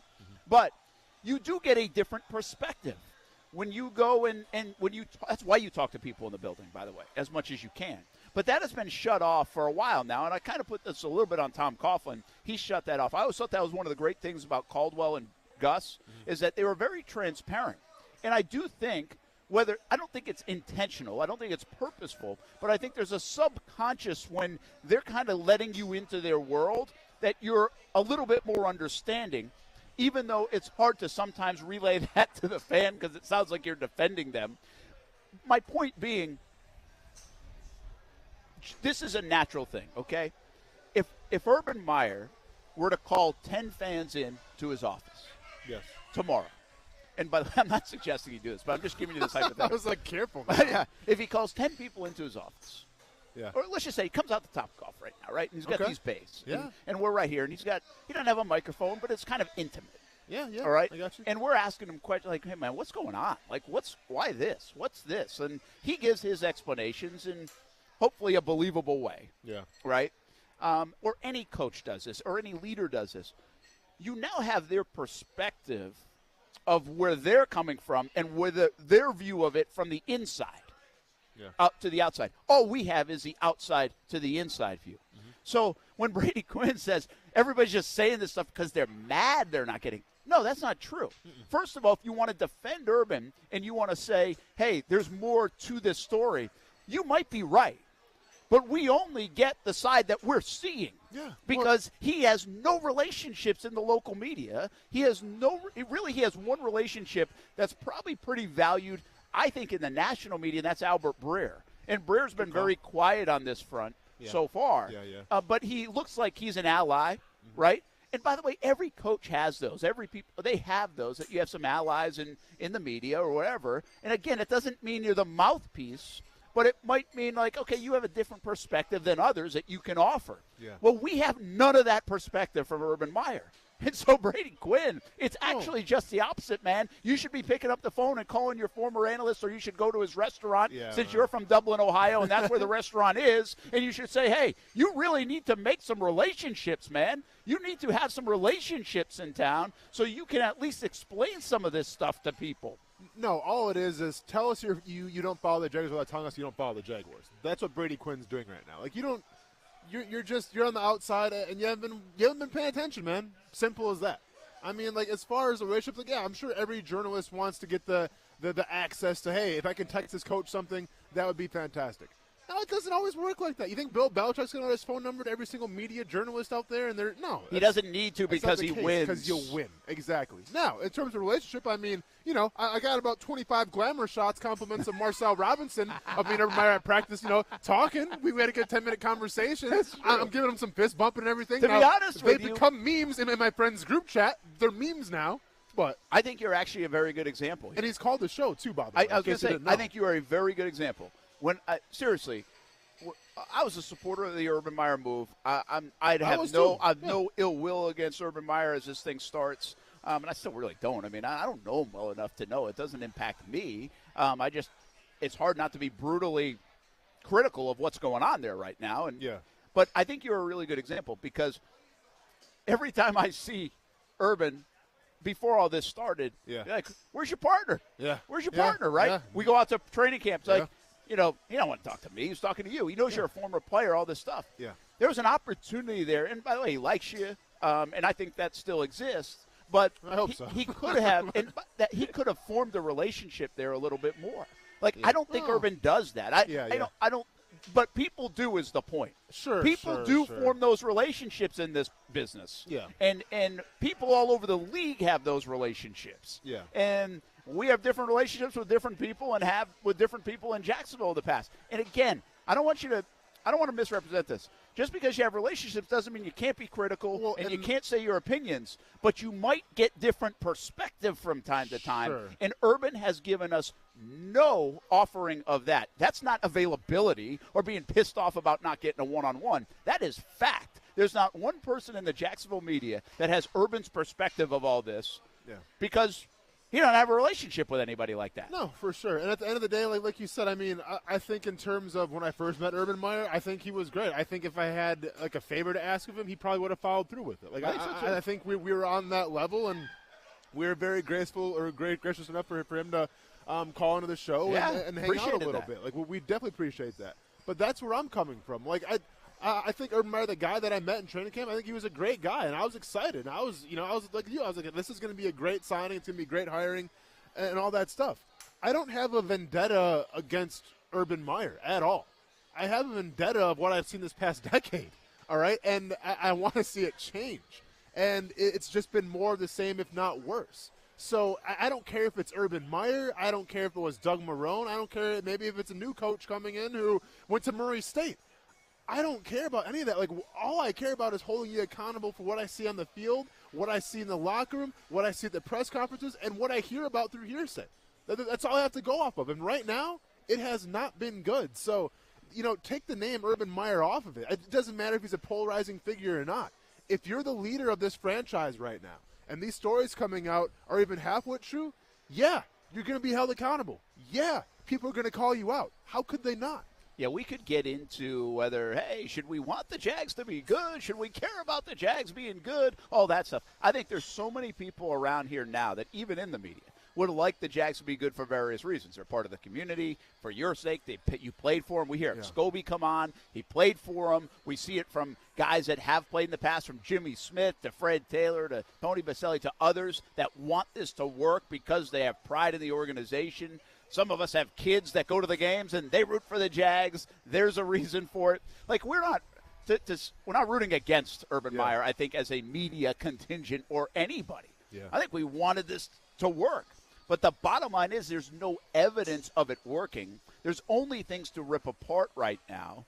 And there's really nothing on the other end to latch on to. And that's just fact.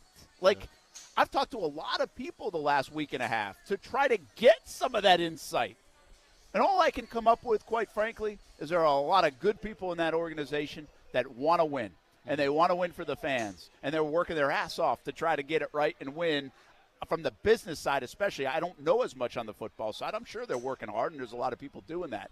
But that really have their hands tied, quite frankly. Feel bad for those people because that's a tough gig right now inside that building, and they're just waiting for it to turn. So it's just a fascinatingly bad take from Brady Quinn. Yeah. Like, show us you really have no clue what you're talking about. Yeah.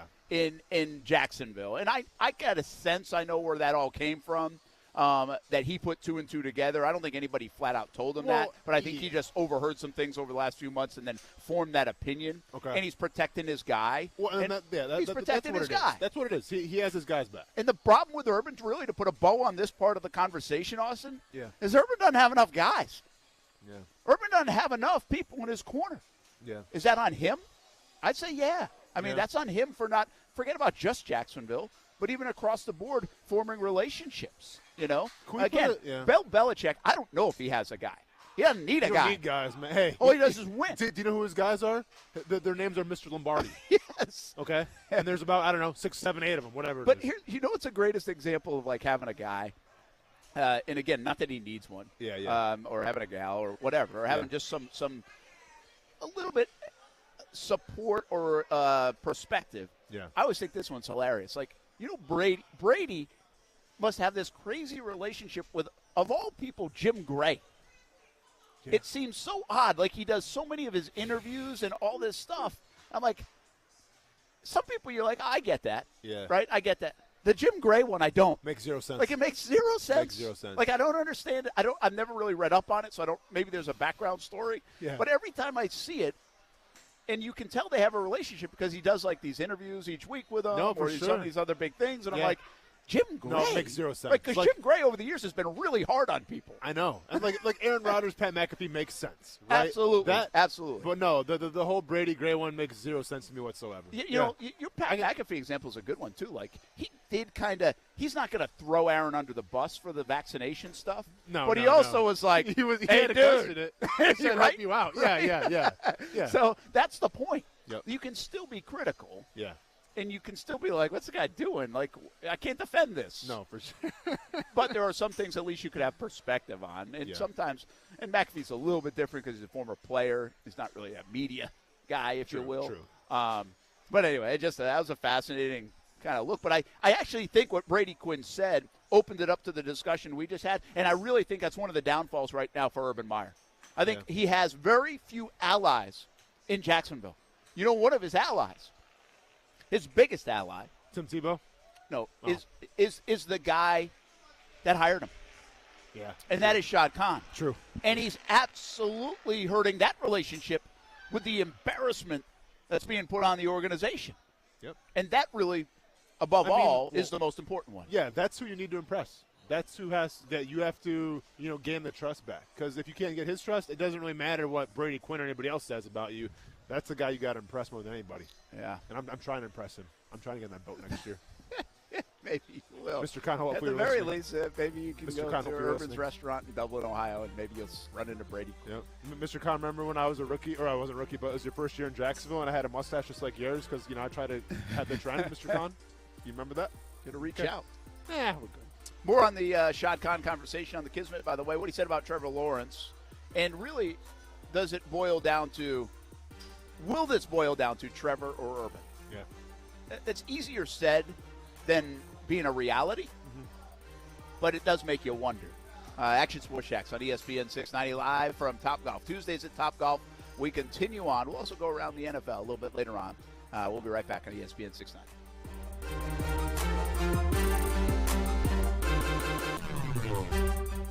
Now, the First Alert forecast on ESPN 690. Partly to mostly cloudy today. A brief shower possible as temperatures reach the lower 70s. A little cooler at the beaches, dropping into the 50s tonight, and partly cloudy tomorrow. Highs on your Wednesday from 70 to 75.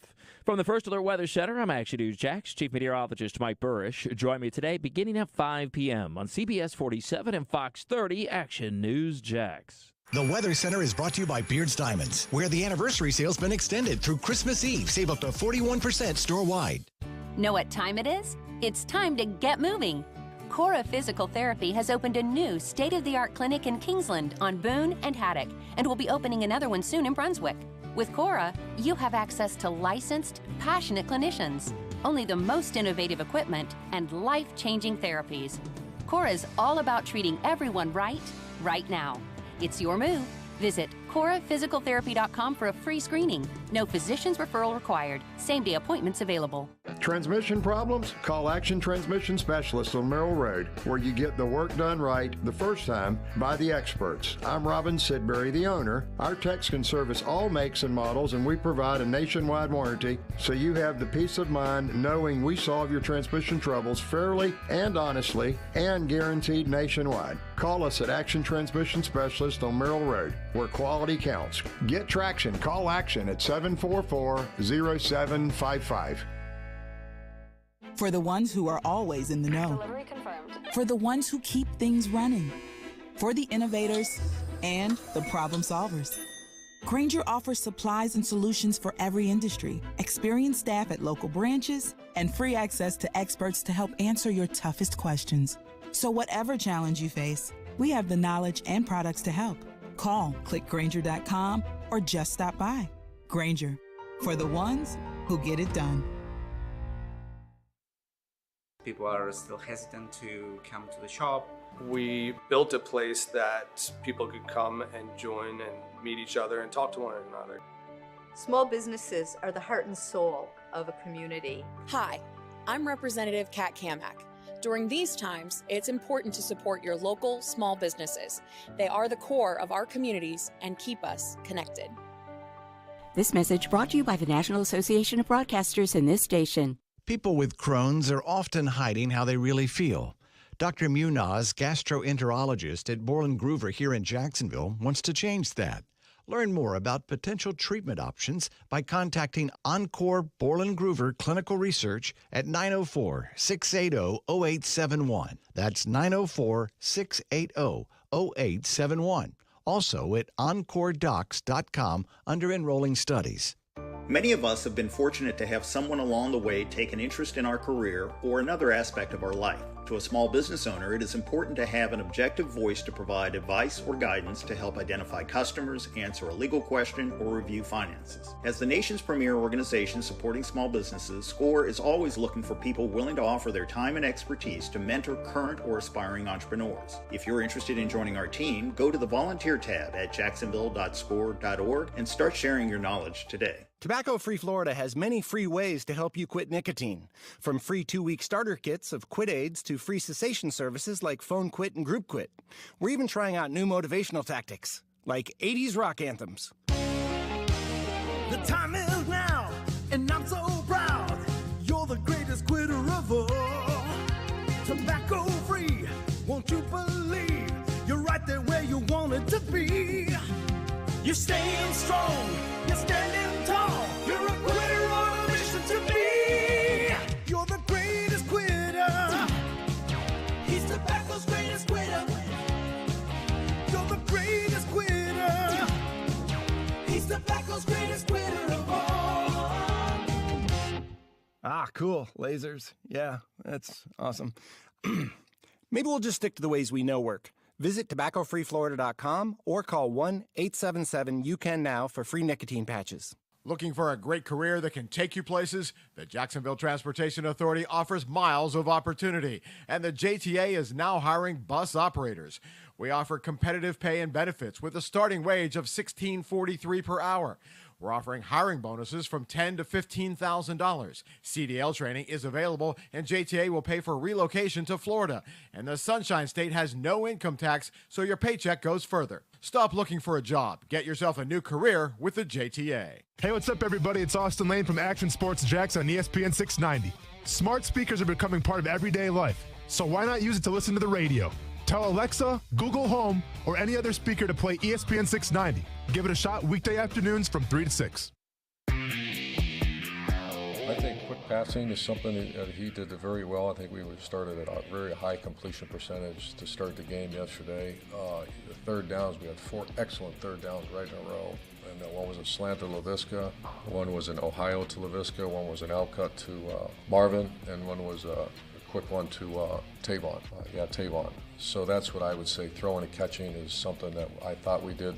Obviously we had a drop and a pick. I'm not giving up on the run game. We can't. Not with a back like James, and we have to do that.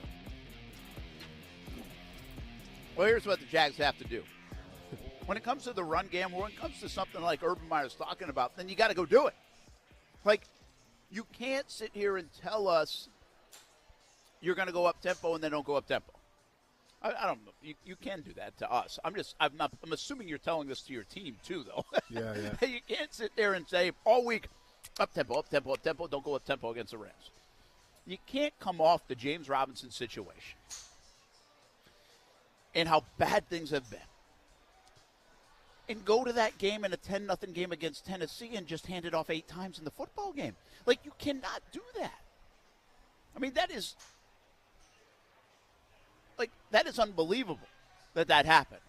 I mean, just based off the narrative, which we know was addressed, and then based off the flow of the game, nobody would just run that much. Yeah. And based off the fact that you have a rookie quarterback who is not playing great football right now, and you know that is one of the tenets of helping this young man along is to be able to run the football, because that's what you told us all offseason you spent building, and you don't do it. I mean, come on, Jags, at least do that. Just do. I don't care if you run it 25 times and you end up with 87 yards. And you can say, hey, you know what, they shut us down.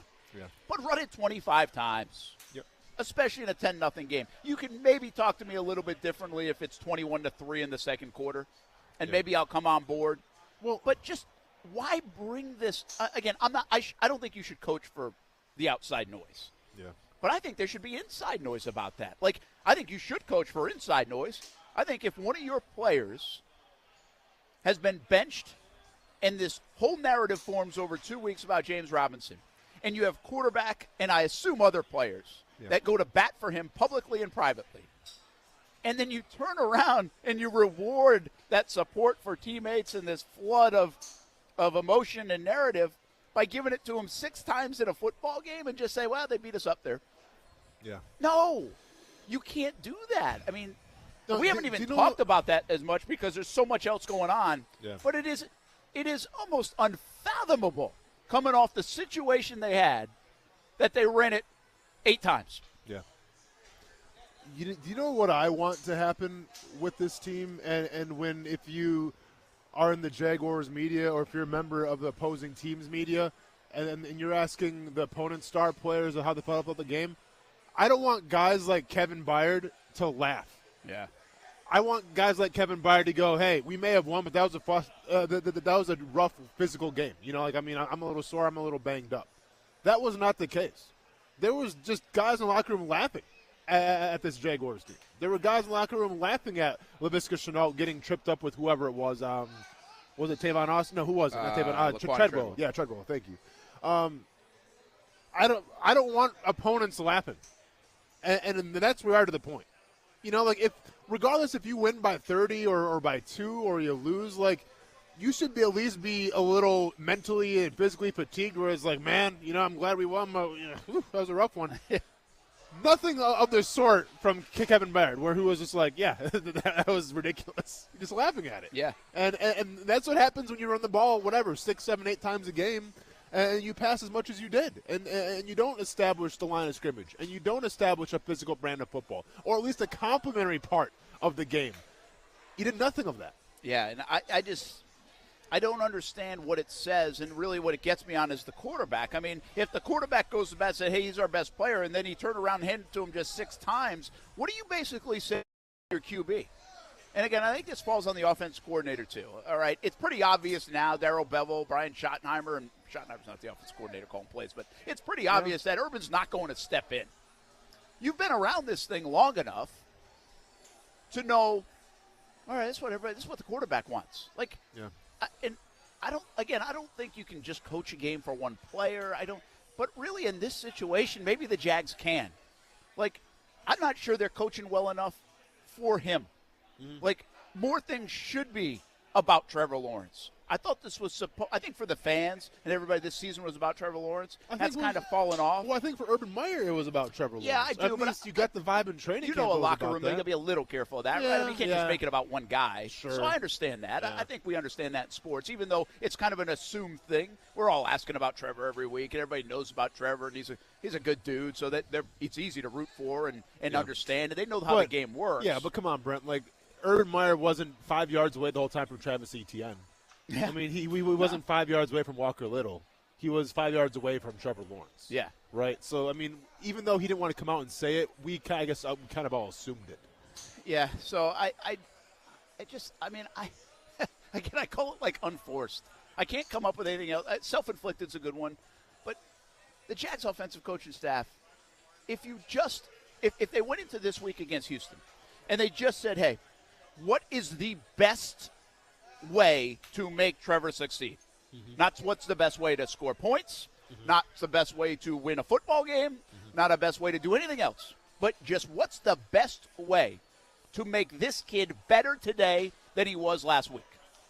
Yeah. I think if they just did that for the last 4 weeks and stuck to that plan, regardless of score, and I know that sounds crazy, right? But come on. I mean, if they did that, maybe then we could see a little progress. Maybe they would actually score more points, and maybe they would commit to the run instead of talk about the damn run.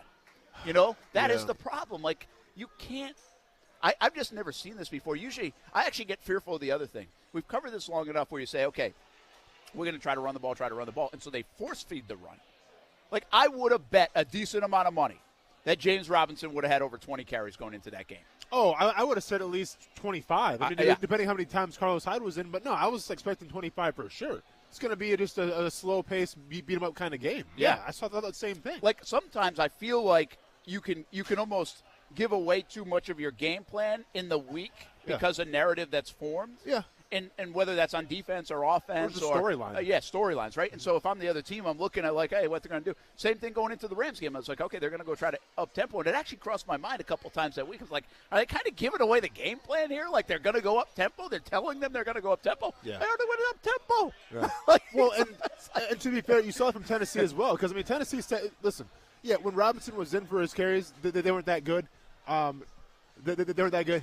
So, it's a thing where it's like, yeah, you stack the box. You stack the box because you worry about James Robinson. And Robinson, the yards per carry wasn't a good look. Now you want to see him get more to try to better that because all it takes is one. Then all of a sudden the average is looking a lot better.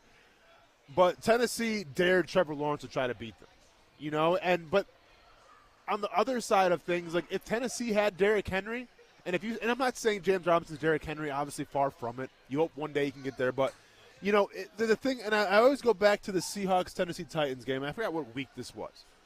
But Seattle stacked the box, dared Ryan Tannehill to beat them. I think Julio Jones was banged up at the time. Receivers are a little, worse for wear.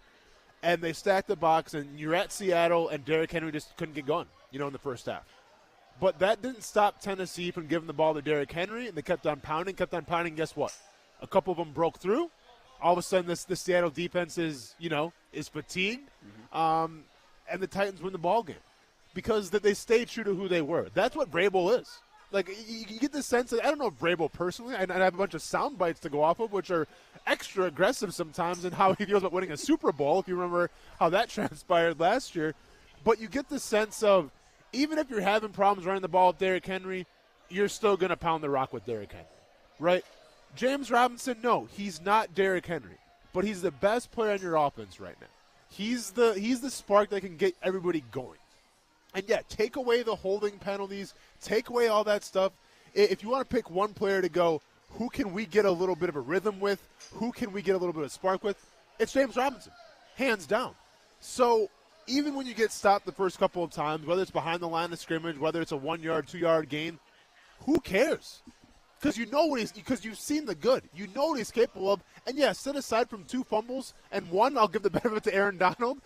He hasn't given you reason not to trust him. Yeah. He hasn't given you reason not to go with the James Robinson over and over again. But here we are, on a Tuesday talking about how, you only got 6 carries. Yeah, and I asked James yesterday on Jags Report Live at Sneakers in Jack's Beach. Comes out every week at 7 o'clock on Fox 30.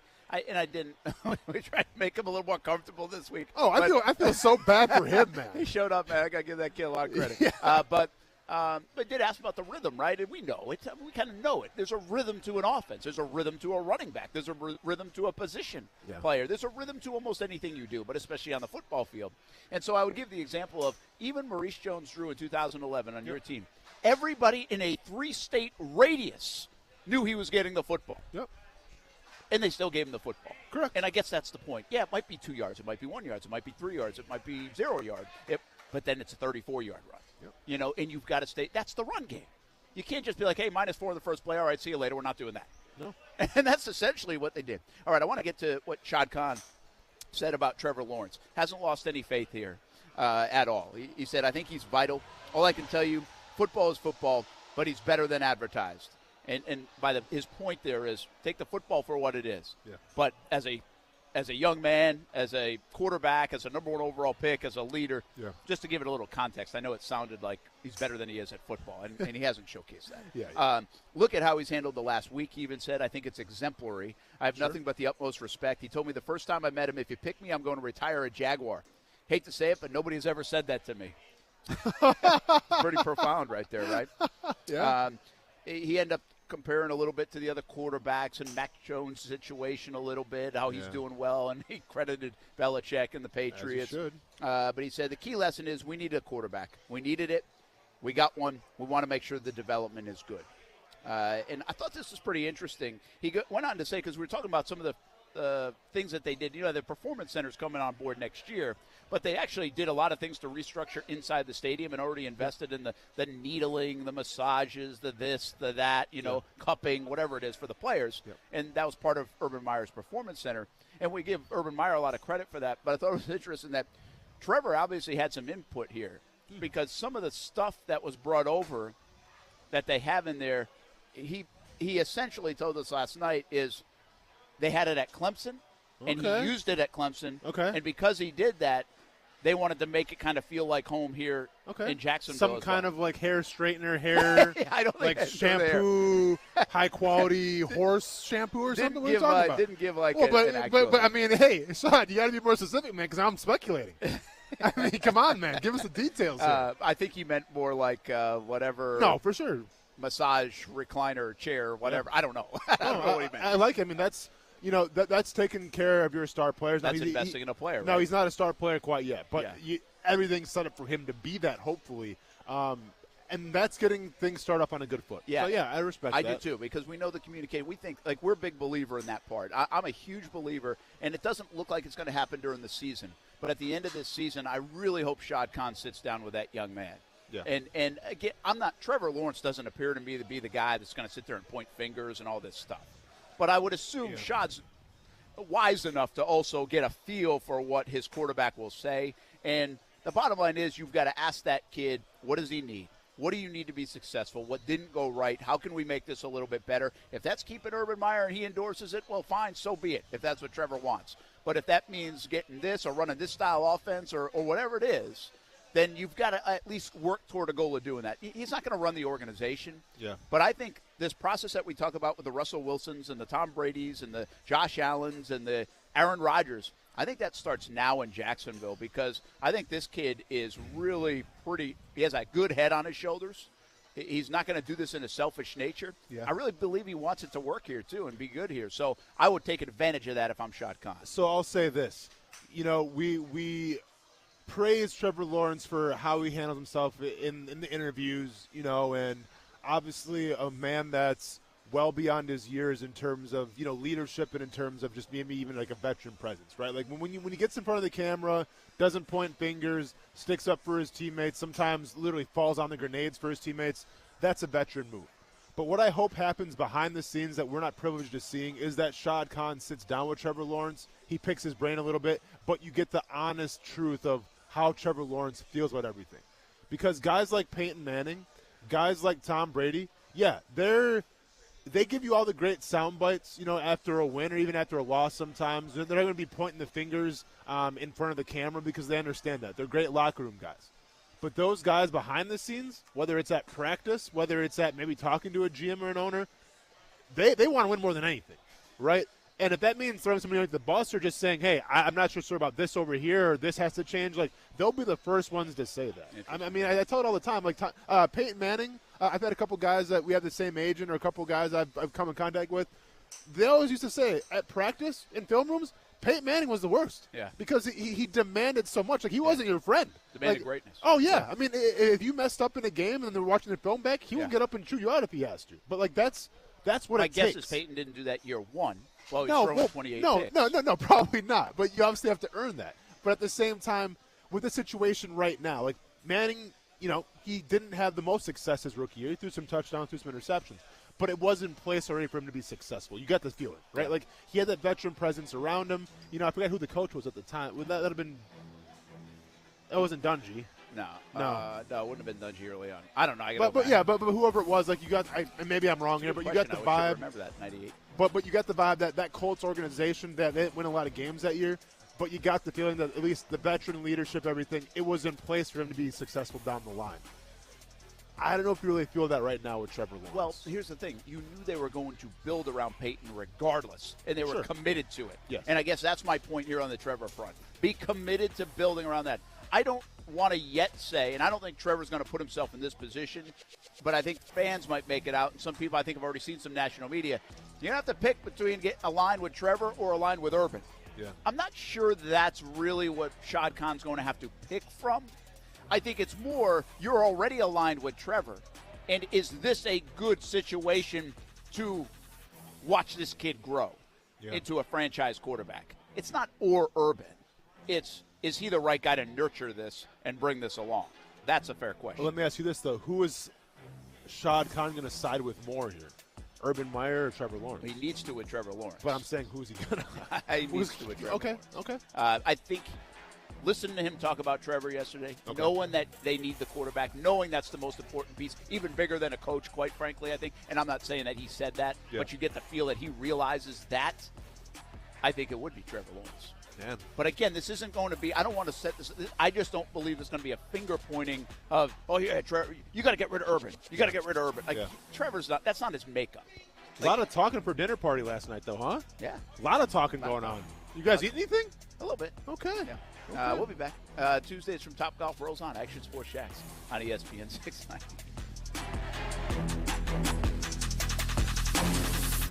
What's up? It's Casey of Action Sports Jax, and I have something brand new to ESPN 690 to share with you. Every Jags home game morning, we are bringing you ESPN 690 Game Day Live from the Duval House. Brent Martineau will be live at the Duval House, right next to the bank, and I'll be in studio getting you ready for a Jags home game, the other games around the NFL, fantasy football, and even some Survivor Pool advice as well. Listen live every Jags home game morning from 9 a.m. to 11 a.m. It's ESPN 690 Game Day Live, sponsored by the Duval House. For the ones who get going when the going gets tough, and the ones who know we're tougher together. For the Pathfinders breaking new ground, Grainger offers supplies and solutions for every industry, as well as fast access to experts and 24/7 customer support. Because we know you have people depending on you, so you can always depend on us. Call, click Grainger.com, or just stop by. Grainger, for the ones who get it done. Looking for a great career that can take you places? The Jacksonville Transportation Authority offers miles of opportunity, and the JTA is now hiring bus operators. We offer competitive pay and benefits with a starting wage of $16.43 per hour. We're offering hiring bonuses from $10,000 to $15,000. CDL training is available, and JTA will pay for relocation to Florida. And the Sunshine State has no income tax, so your paycheck goes further. Stop looking for a job. Get yourself a new career with the JTA. Firefighters, paramedics, police officers. They take care of us, and at AMCO, we're proud to take care of them.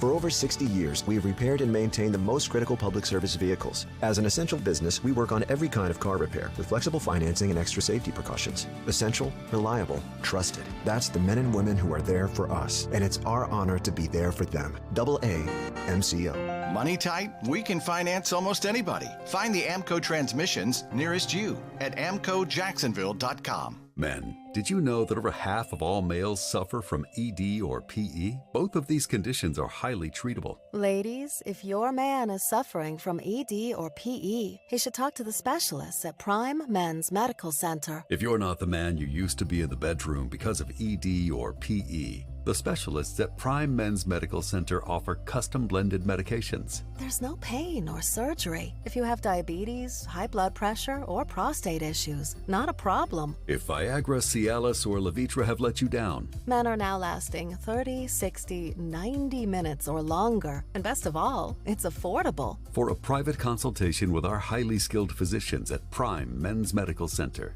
call 904-664-8217. That's 904-664-8217. You'll see results on your first visit, guaranteed, or your consultation is free.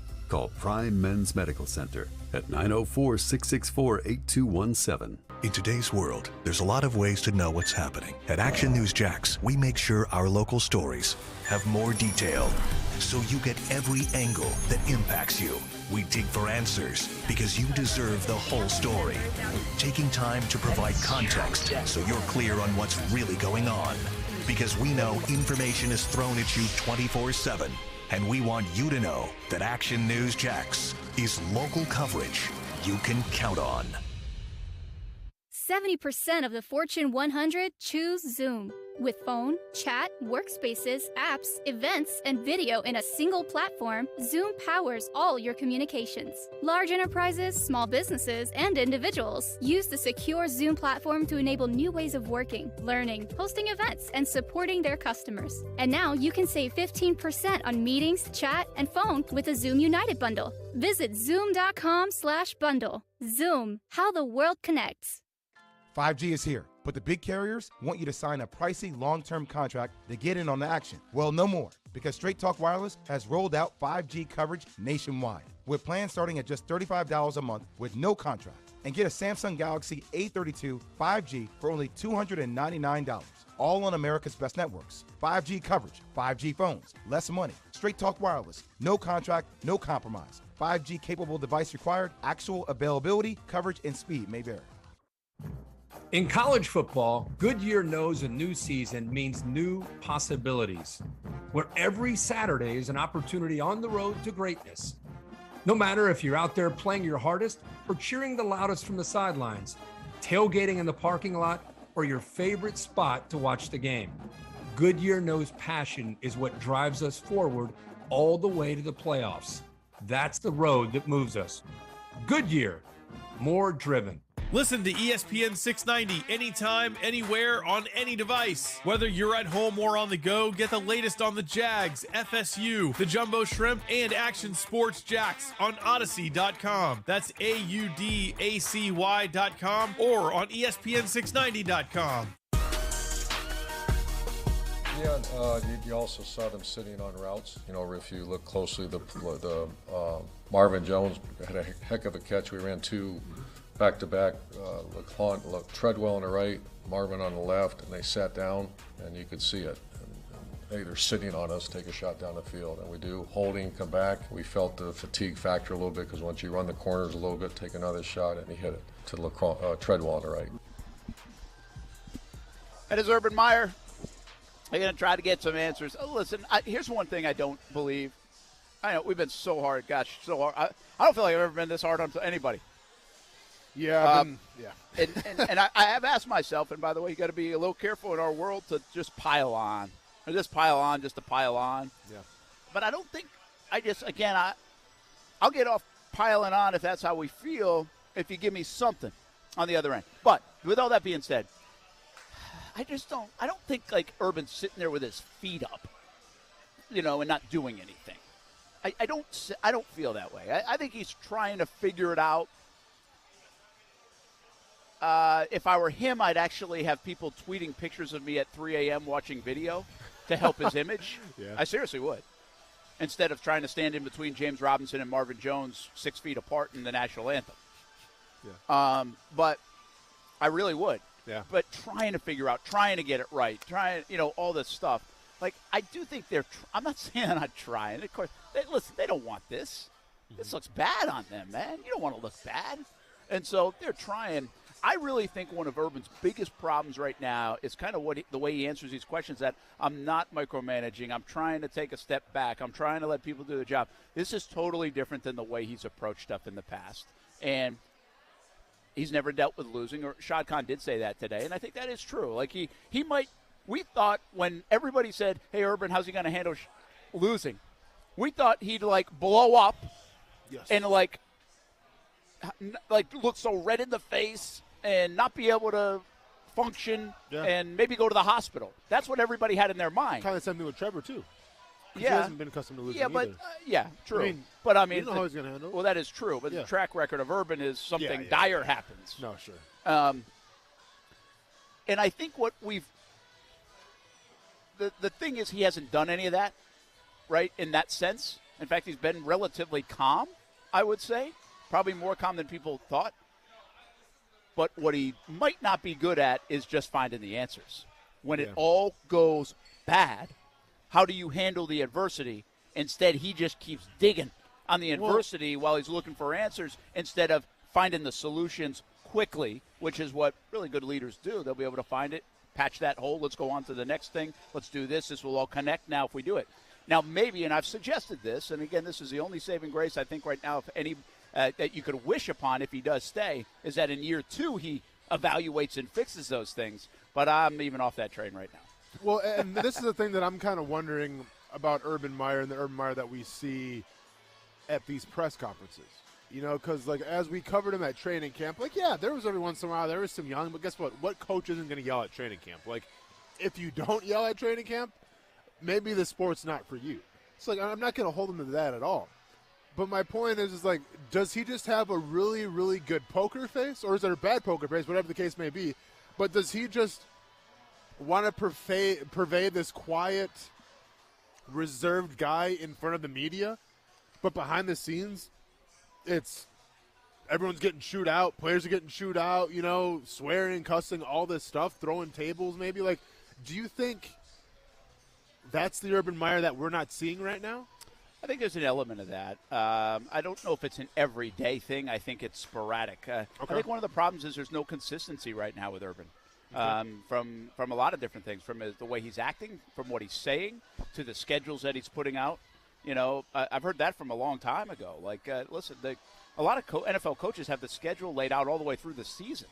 I mean, you could go 3 days out on Urban's week, and it would change, or it didn't say anything on the schedule.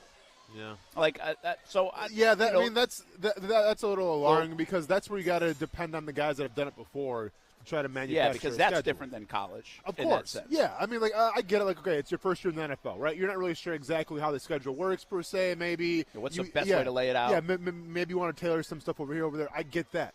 But then fall back on the guys that have done it before. Yeah. Fall back on the guys that are accustomed to this, that are ingrained in this, that are initiated to the schedule where it's like, okay, this is the schedule for weeks and weeks to come, and then if we want to change something, then change something. Yeah, he's a type A guy that, to me, feels like he's trying to act not type A because he's adapting to the NFL. And that's where we fall back to say, I'm not sure Shad Khan's getting the guy that was this great coach. He's trying to adapt and be different. Well, again, I mean, I'll use countless examples, but you can do it to yourself. Are you as good at X thing? If you change, can you do it 2 different ways? Probably not. Yeah. If you're great doing it one way, I highly doubt you're going to be great doing it a different way. Yeah. And right now, I think that's one of the major problems from an Urban perspective that even he is probably wrestling with, amongst other problems. I mean, there's a lot of things that break down, a lot of things to try to justify here. But I think Urban can do himself a lot of good if he actually does peel back the curtain, and the guy that we're seeing at the press conference is a little more like the guy maybe behind the curtain. Because, like, Bill Belichick, Ron Rivera, Pete Carroll, like, who you see at the press conference, it's who I believe you get at practice. Yeah. It's who you see. I mean, that's who they are, whether you like it or not. Pete Carroll, I think, is more of as a player's coach. Bill Belichick's whatever. Ron Rivera just scares me. So, but that's who they are, I believe. Yeah.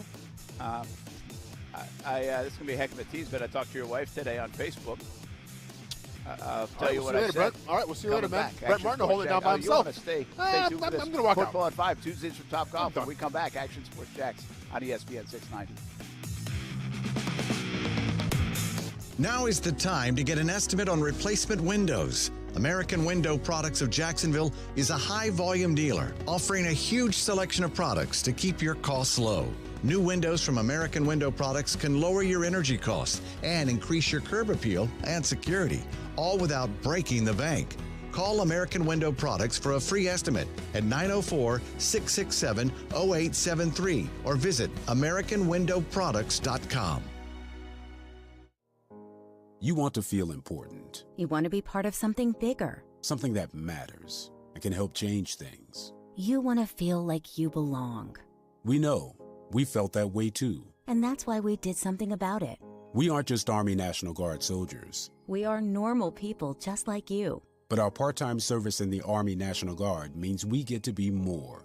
When our communities are in need, we get the chance to stand up and do something about it. We get to serve in our own region and help the people we call neighbors. From the farmlands of Mississippi, Alabama, and Georgia. The mountains of West Virginia, Kentucky, Tennessee, North Carolina, and Virginia. To the beaches of Florida, South Carolina, Puerto Rico, and the Virgin Islands. We are here for our hometowns. And together, we can make a difference. Take on your legacy. Visit NationalGuard.com to find out more. Sponsored by the Florida Army National Guard. Aired by the Florida Association of Broadcasters and this station. Tobacco-Free Florida has many free ways to help you quit nicotine. From free 2-week starter kits of quit aids to free cessation services like Phone Quit and Group Quit. We're even trying out new motivational tactics. You're the greatest quitter. He's tobacco's greatest quitter. He's tobacco's greatest quitter of all. Or maybe we'll just stick to the ways we know work. Visit tobaccofreeflorida.com or call 1-877-YOU-CAN-NOW for free nicotine patches. Looking for a great career that can take you places? The Jacksonville Transportation Authority offers miles of opportunity, and the JTA is now hiring bus operators. We offer competitive pay and benefits with a starting wage of $16.43 per hour. We're offering hiring bonuses from $10,000 to $15,000. CDL training is available, and JTA will pay for relocation to Florida. And the Sunshine State has no income tax, so your paycheck goes further. Stop looking for a job. Get yourself a new career with the JTA. Hey, Bruiser, you ready to do the old holiday shopping routine? Yeah, I got all the houses picked out. Alrighty. Hey, you know, I almost feel sorry for these folks. Oh, don't go soft on me now. That's why they pay insurance. Okay, so you promise those kids will just lose their bikes for a little while? Yeah, I promise. Whatever. All right, then let's sing our favorite holiday song. Yeah. We're making our list, checking it twice. Looking for houses with things that are nice. Bruiser and Browser are coming to town. We're filling our truck, we won't leave much. Avoiding those houses at God's safe touch. Bruiser and Browser are coming to town. Crime does increase during the holidays. Hi, I'm Lester Jackson, owner of Safe Touch Security Systems. Our new Safe Touch two-way communicator saves lives and prevents property loss every day. Our average response time is an incredible 14 seconds. Nobody can match our servers or our price. You have my guarantee on it. Call SafeTouch today at 888-723-8682 or go to safetouch.com. State license number EF233. Broadcasting live from the ESPN 690 Anajar and Levine studios. Anajar and Levine Accident Attorneys. Call 904-600-4000. That's 904-600-4000. ESPN 690. Jacksonville's home for ESPN Radio. WOKV Jacksonville. Listen live everywhere you go on ESPN690.com. ESPN 690, a Cox Media Group station.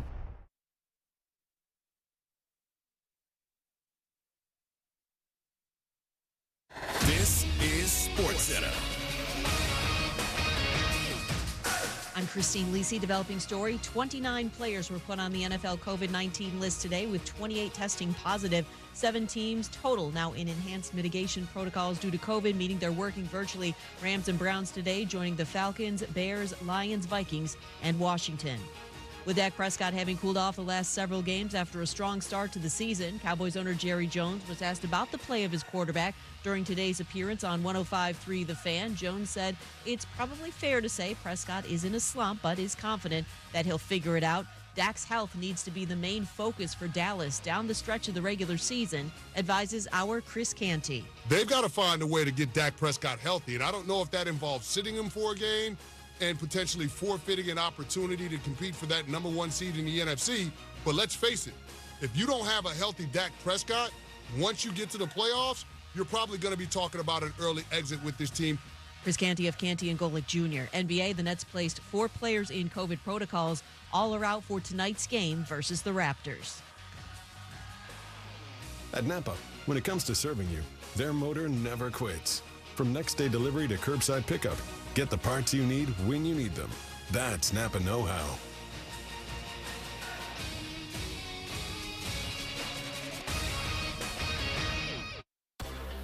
Broadcasting live from the ESPN 690 Anajar and Levine studios. This is Action Sports Jax on ESPN 690 with Brent Martineau and Austin Lane.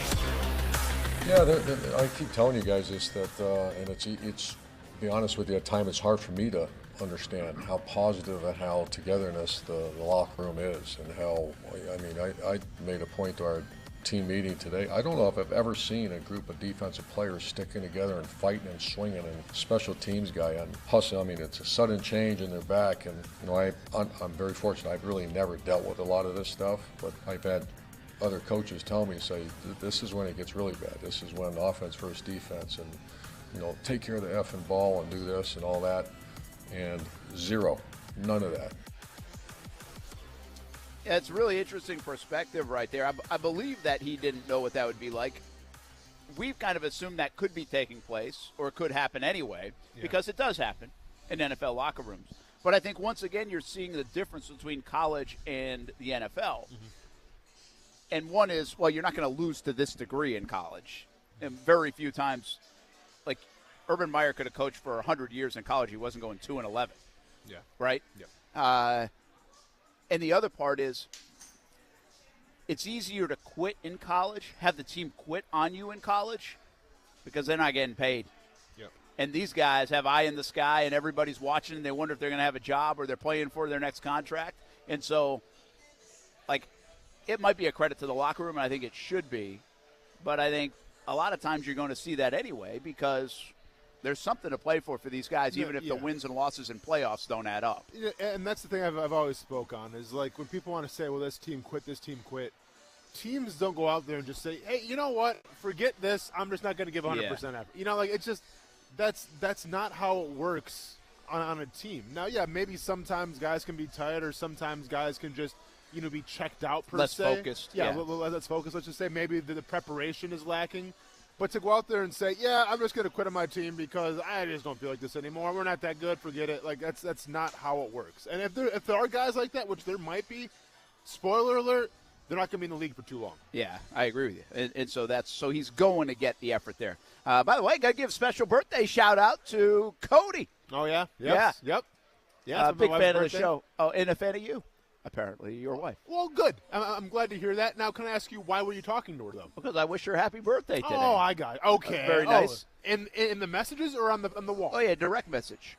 See, not necessary though, right? Yep. See, I'm not a big. I'm not a fan of the wall. Could have jumped right on the wall though, right? I'm not a fan of the wall. Didn't have to slide it in the DMs though, did you?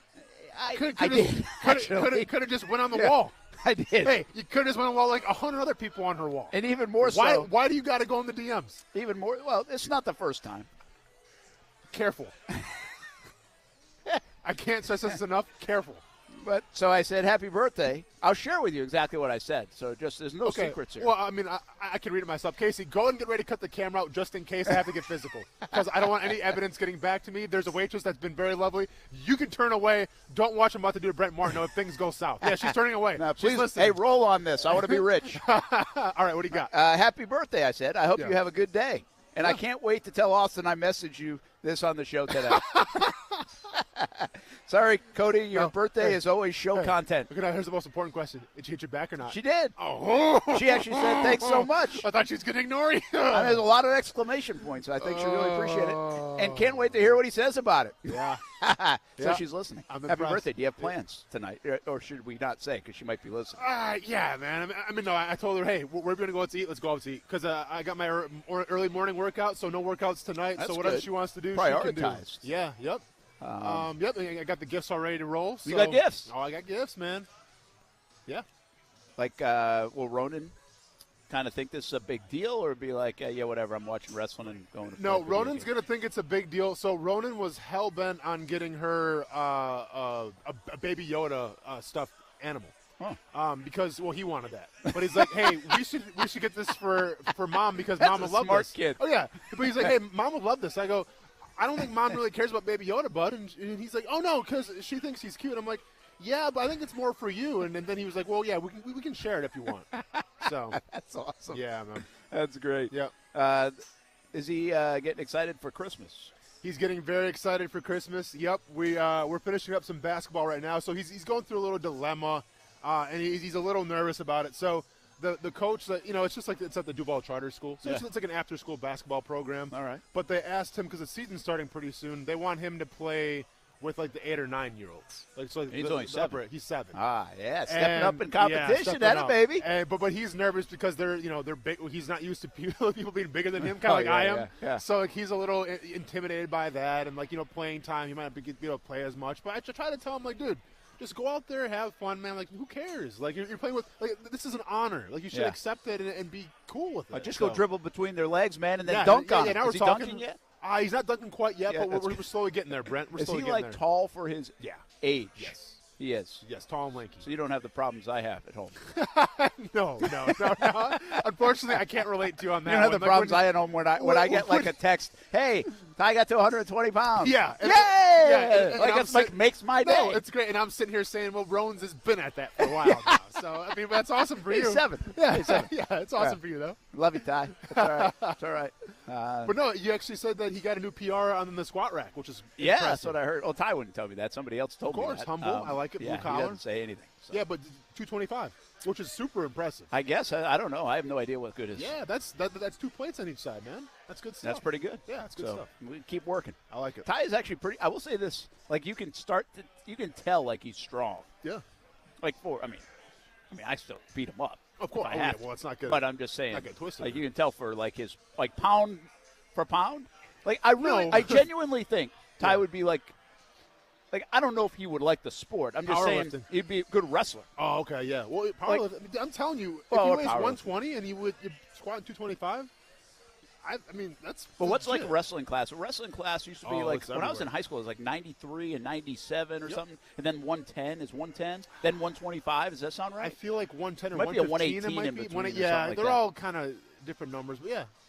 But yeah, I think he could do, like, because, again, he's not like he's pretty strong, I think, for the amount of weight he carries. Sure. Like, he's got like strong hands. Yeah. He's got some muscle on him. He's put muscle on him, so that part's good. Yeah. But hey, he has no desire to wrestle. Well, I was going to say, do you think he's got the mindset? Because, I mean, well, that's trying the thing. to cut weight and stuff. Like, I don't know. I don't want to shortchange him. Like, I can tell you this. Like, I swam. I always thought wrestling was really hard, but I always said, I don't think I'd be that good at it. I'm not sure I was tough enough. Yeah. And I also don't know if I'd like to be put in some of the positions from like a claustrophobic point of view. You know what I mean? Cauliflower I just ears always thought I'd be kind of uncomfortable in that. Yeah. But maybe you get used to it. So I don't think unless you tried, and then I also think like wrestling's a tough thing to jump into like later. True. Like, a lot of kids that are wrestling, and there, by the way, there's some really good wrestling around here. There is. Doesn't get talked about much, but they usually do it, I think, earlier. I think, and I don't know that for a fact, but I think it's like 8, 10 years old, and then they kind of grow into it. Yeah. So whether it's uncomfortable positions, certain amount of toughness needed, the mental toughness to do it, all that stuff, it's just different. Yeah. And so you got to kind of grow up in that, I think. No, for sure. I mean, because I have friends who are coaches. I mean, we have guys in the gym who obviously grew up wrestling at the collegiate level. And, like, I'm safe to say this. Like, yeah, I thought, like, football was tough even in high school. Like, we can come from a pretty storied program that, it's a lot of accountability. It's a lot of hard work and all that good stuff. But, like, because we didn't have wrestling at our school. So, like, looking back on it now, just having, like, dealt with wrestlers and kind of learned their personalities, man, I would say, like, if you're even a high school wrestler and you made it through, I just think, in terms of athletics, like, you're wired than anybody else in terms of, like, your drive, your work ethic. Like, yeah, football's impressive, swimming, impressive, cross country even. Like, it takes a special type of person. You're weird. But I just think wrestlers, man, they're in on a crazy way. A completely different level. You're crazy. Yeah. And weird. Yeah, like in a very good way. Yes. But you are. You're different. For sure. You are Which, different. by the way, being different's good. That's good. I love it. I celebrate it. Yeah. So that's interesting to think of, like, what other sport. Like, I could play golf a little bit, too, but I'm just thinking, like, what other sport that would be kind of different. Like, I always say this about Kaylee. I'm a little surprised she never did this. But she's had some success at softball, so I guess I shouldn't be surprised. I think she could play lacrosse. See, I think she'd always been intrigued by pretty lacrosse. good. Yeah. I think. Now, she's not super fast, so maybe I'm wrong about that, but I think she could. I think she could get to the stage where she wants to kind of kick your ass a little bit. Yeah. Like, she's not really there, but I think she could. Like, I think you could antagonize her enough. Yep. At least Ty does. Is there a field hockey around here? Yeah, sure. that you could pull that out of her on like a lacrosse field. Yep. I think that'd be kind of. Is there field hockey around here? You know what? I don't know. There was up in Albany. I don't think there is. Okay. I don't think I've ever covered field hockey. Interesting. Like, we have good friends like up north in Albany that and field hockey's a big thing. Oh, for sure. I did a story on field hockey one time, and I still don't really know anything about field hockey, right? Yeah. So, like, but the whole story was based off, like, when I went to a field hockey match, and the whistle blew like no less than 150 times. And I don't really know what it blew for. Yeah. So, like, if you know field, but so I did the whole story about, like, every 3 seconds there'd be a whistle. I remember, and I don't remember exactly. The sport apart. Well, not really. We tried to do it in a positive way, but I forget how he framed it. But there was some good field hockey up that way. And props to field hockey players, because in terms of, like, back pain, I don't like. I've never met like a retired field hockey player, but, like, I just feel like, dude, you're always hunched over. The stick is so small, so your posture is just all jacked up. I mean, sciatica problems until, like, when you turn 20, it seems like. With field hockey. I got to look field hockey up. I wonder how it became a thing, and now that lacrosse is a thing for females especially. Yeah. Like, but if that field hockey is just a women's sport, though, right? Yeah, it is. There's not men I'm playing. pretty sure it is. I mean, I don't want to discriminate, but I haven't seen a men's field hockey thing. Let's get field hockey here on the show on Action Sports Jax on ESPN 690. Let's go around the NFL. Casey Kurtz, what's happening? Well, there's a lot happening, including a lot of teams fighting for a spot. 7-6 and 6-7 is a good place to be, or a dangerous place to be in the NFL. Was that are you making that a question, or are you? What was that? I'm just telling you. That was my toss to you. He was trying to tee you up a little bit. Yeah. Okay. You were just supposed to say, yeah. Strike You're three. Right, Brent. Around Strike the NFL. Three. Here we go. And Josh Hader retires Assad, and we're going back. All right, I got something along the lines of 7-6, as it turns out. The Bills lost to the Bucs after scoring 24 in the second half. Are you worried about them since they are 7-6, and you picked them to win the Super Bowl, Brent? Yeah. I like that. Yeah, I think you should be worried about them making the playoffs. Yeah. I mean, why not, right? I don't know what took so long to come to life. I do think there was a narrative I was watching, like coming off the Jags game and in the airport, about them not running the ball. Listen, people, they don't try to run the ball. Yeah. Like, so you can criticize them for not running the ball, but that's not who they are. And then they go score 24 and almost come back and win the football game. So, I mean, they're okay once they get cooking. But it's funny how it changes in this league, man. How many people wanted Daboll last year, right, in this hiring process? McDermott, even earlier this year, when the Jags played the Bills. Yeah. Going up in that week, we're like, look what they've done. Look what they've done. I mean, they're unbelievable. Josh Allen is it. Now, like, the last month, it's like, what are you doing? Crickets. Like, how do you get this bad so quick, it appears? No, for sure. And so they're I don't know if they're broken, but they're definitely fractured. I think it's just the case that you have to address the running game. You really do. Like, yes, Tom Brady, the GOAT. Tom Brady, 40-something years old. But, like, even Tom Brady's got Leonard Fournette right now. Yeah. Right? And it's made all the difference in the world. They're putting this thing on Josh Allen's shoulders, and I still think Josh Allen's a top 5 quarterback for sure. But set aside from Stephon Diggs, and I was very, I was all intrigued about the receiving core. Their tight end Dawson Knox, who I think is a pretty dang good football player. But Emmanuel Sanders, Cole Beasley, it's a good receiving core, but they have zero complimentary football from the running game. Like, no one is taking. Well, their complimentary football is Josh Allen running. Exactly, and that's what you get. So, I mean, it's got something to do with it, but also this Bills defense, which and injuries are a thing, right? I mean, they lose White. White. I'm sorry, Tre'Davious White for the year, so that makes a difference as well.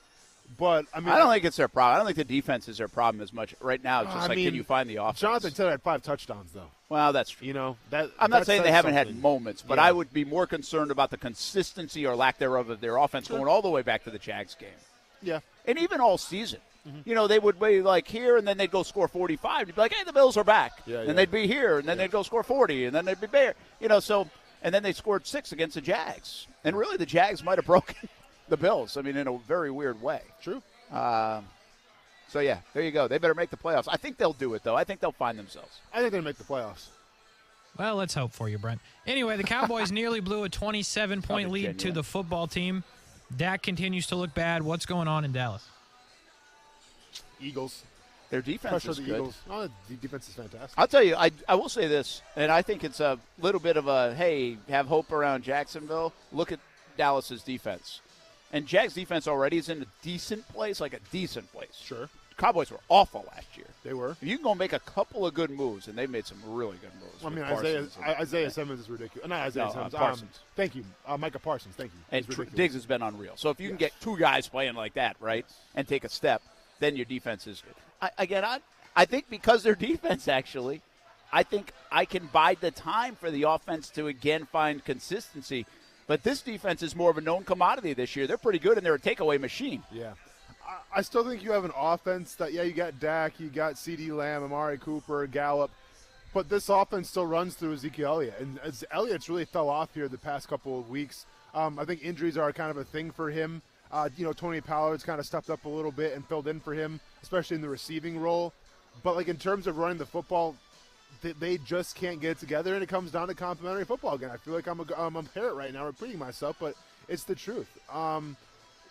You can only throw so much in this league, especially come playoff time, especially come colder weather time. You got to be able to be physical, and you got to be able to win in the trenches. And I feel like on the offensive side of the ball, the Cowboys have had trouble doing that. On the defensive side of the ball, yeah, they're going to be fine, and they're going to be in games because of it. But can they get Zeke going? Can they get more out of Tony Pollard in the run game, not the pass game? Hey, Casey, before we move on there, do you think part of their problem, I'm going to bring you in, is that they have not decided if Zeke still is the guy or Pollard? And I know that's not like this new question, but it's still a question. And some of it's a little injury-based, beat up Zeke. Pollard, I think, was beat up last week. So, I mean, sooner or later, you got to kind of figure out who your bell cow is, right? Did we lose Casey? A lot going on back here, Brent. To answer your question, I have no idea what the question was. I think Tony Pollard might be better than Zeke, and he's more electric, and Zeke is just out there. Well, you didn't really know because there was a lot going on back there, but you answered the question anyway. That was perfect. Because you said Pollard might be better than Zeke. Yes. And that's exactly the point. Yeah. If you don't know, you give this guy all the money, and for 2 years now, the other guy's really been outperforming him. Sure. And now you don't know which way you should go. It's kind of like having 2 quarterbacks, not as vital, but it's a little bit like, okay, which quarterback should we go with? No, I mean, essentially it feels like, I don't know, man. I still think Zeke's got a lot to give if he's healthy. But, like, Mark Ingram was essentially the bell cow until Alvin Kamara got there. And then all of a sudden, before you know it, it was Alvin Kamara's offense. But, like, Ingram still had a pretty dominant role, being the goal line guy, being the short yardage guy. I mean, I think with Zeke, like, I agree with you. I think Pollard is more explosive. I think he offers you more big playmaking ability. It's just he has so much, such a big resume built up where it's like, I think it's hard to justify if you're Jerry Jones or if you're Matt McCarthy to say, okay, well, sorry, Zeke, you're no longer the guy. I mean, he's just got, he's like a captain. He's one of the biggest names in that locker room. So I think it's hard to go away from a guy like that when he's built up that resume. Casey, you all right? Not really, but we'll continue on. 2 different onside kicks recovered this week, the Ravens and the Cardinals, which is weird. And neither team scored in which they recovered the onside kicks. So the question is, which team needed to score more? Obviously, they both need to score to win. I understand that. But for the season and where they are, who needed to score more, the Ravens or the Cardinals? By the way, three of us picked the Ravens. One of us picked the Browns, and the guy that picked the Browns was 0-6 this week. Ouch. Is that you? Might be me. Were you owning Brent? No, it wasn't me, and it wasn't Austin. And Brandon's been MIA. Nah, it wasn't Brandon either. Brent. I went 0-6. Brent. Browns, Bills, Bengals, Cardinals, Jets, Jags. Oh, Sorry. Brent. Got this vendetta out for me. That doesn't usually get revealed until Friday, but he had to take a step because he's got so much going on. I mean, Brent, he's under the gun back there, and so now he feels a little he has to go throw a jab right now. No, Brent, that's not a jab. That's a self-inflicted haymaker to yourself. Brent, 0-6. Well, I did pick the Jags. I knew I was going to be off on that one. Yeah. 0-6, I demand a recount. Go and listen to oh, man. But anyway. I can't believe I'm sitting next to you right now. You're 0-6. That's probably I think that's the second time that's happened to me this year. Oh. I didn't bring that one up. You did. Oh, man. 2 times. I was just climbing into it. Did anybody have a really good week? Hey, Casey, go and tell him. Yeah, Austin Lane looks like 1, 2, 3, 4, 5, and 1. Ooh. Wow. We were that different on our picks? Big time different. Yeah. I was 4-2. Brandon 2-4. 4-2, Casey? You're 4-2? Yeah. I'll take. He's still running away with it. I know he is. But you know what happens, Brent? The cream always rises to the top eventually. Yeah. You know what I'm saying? Well, you got 4 weeks left, and you're the first loser right now. By the way, I think there might have been – I thought I heard Levy say last night on Monday Night Football there might have been 4 onside kicks this week that were recovered. That was 4? a crazy one the Arizona did. That's what I heard him say. I don't know. You might be more right than he is.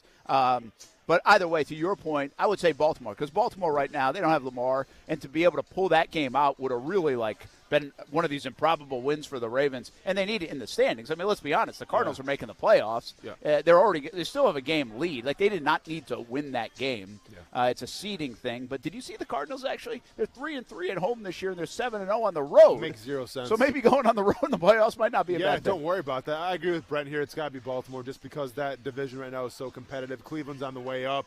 Obviously, you got to contend with Cincinnati still. Pittsburgh, we'll see.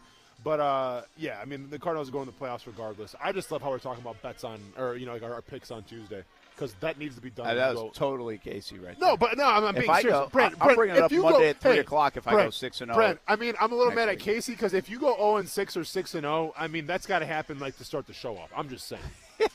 That's got to be the headline of the show. Yeah. Were you guys on the Kismet? No. Oh, okay. Just checking. We weren't. Good. Right. Okay. Any other questions? Okay. No. Okay. I rest my case. Okay. I see how that's okay. Corporate show. Brent Martineau's back, everybody. Last one. Chiefs Super Bowl favorites, yes or no? No. Do you mean just out of the AFC? Nope. I mean in general. No. Like going to it or obviously winning it then, right? Yeah, winning it. Yeah. No. I mean, I don't know how right now you wouldn't put 4 teams from the NFC. Yeah. As the favorites, because right? in the last 3 weeks they've given up 9, 9, and 9. They blew out the Raiders. Yeah, and by the way, they survived a bad part of the year and were still winning. And I think I brought this up last week. I think they're second in the league in yards per game. Yeah. So their offense is still clicking. They just weren't scoring points. They finally did it. Listen, I get it. They're on the rise. They're very good. They can be very good. I'm just telling you, I would still take Green Bay, Tampa, probably definitely Arizona, and maybe even the Rams. I'm not sure about Dallas. Yeah. But I think I would take even the Rams potentially over the Chiefs right now. So, man, yeah, I mean, I would take Green Bay over them. I would probably take Tampa Bay because to me it comes down to quarterback. I love Kyler Murray. I was on the Kyler Murray bandwagon last year. I don't trust him right now with Patrick Mahomes. Yeah, that's fair. I think the Patrick Mahomes influence is still there, and I still trust Andy Reid. So I think the Chiefs could easily squeak into the third, maybe the same realm of Tampa Bay, but I'll go and say I think they're the third favorite right now in the NFL to win the Super Bowl. I will say this, guys. I don't think I could say, I didn't want to say this on Twitter because it would sound so bad given the circumstances here in Jacksonville. But I wonder, not Kyler Murray. Kyler Murray was bad in the last couple minutes of that game last night. Yeah. But I wonder, I see stuff when he was here, Cliff Kingsbury, and last night, where I question the coaching acumen sometimes. They've got a super talented roster. It's hard to question a coach who's 10-3. Yes. But I feel like I've seen it now in a couple of their games. That's a little sketchy, man. Is this guy going to be able to come up with the big play, the big call, the big whatever in the big spot? And if you really look back, their offense has been just okay in this stretch. Their defense has really helped them out for the most part. Not necessarily last night, but for the most part over the last month while Kyler Murray was out for a couple of them. But then I just see what they do with James Conner and just, Connor's I mean, now. yeah. So, I get it. Can you push the right buttons at the right time? And that truth, time will tell with that. But, man, if you got Hopkins, halfway healthy, you got Kyler Murray halfway healthy, and then you got that running game what you got right now and a pretty good defense, I mean, to me, it's hard not to push the right buttons. So, I mean, I still believe in them. I'll just say, though, from Kyler Murray, and I'm not a quarterback expert. I play on the other side of the ball. The way he falls back sometimes when he's throwing the football, it's dangerous. Yeah. Well, you said you don't trust him maybe sometimes. Well, I guess what my point was, I'm not sure I trust Kingsbury. Sure. As well. Yeah. All right, let's get Captain Rick Rouse on right now, Florida Sportsman Fishing Report. Thanks for hanging around. Captain Rick, what's happening on a Tuesday? How are you 0-6? I wish you didn't hear that part. But hey, Captain Rick. It's trending. Captain Rick, you know what it's all about. You've gone fishing and come up empty sometimes. Oh, buddy. I mean to tell you more than once, too. Yeah, but at least you had some bites. You didn't get a bite going 0-6. You got 0 bites. There's been days when I come through the radio and I come through the jetties and I won't shut up on the radio, and there's days that I just kind of sneak through and let somebody else run the boat for a day, I tell you. Well, let's talk a little fishing. Of course, the ocean was closed today. We've got a classic northeaster blowing. It's gray and it's gloomy and it's cool. Feels good, but doesn't do anything for offshore boats for sure. They can't get out. But the inshore fishing pretty good today. Captain Robert Johnson had a customer that wanted to have a church fish fry, and the good Lord sure smiled on him. They had a bunch of yellowmouth trout.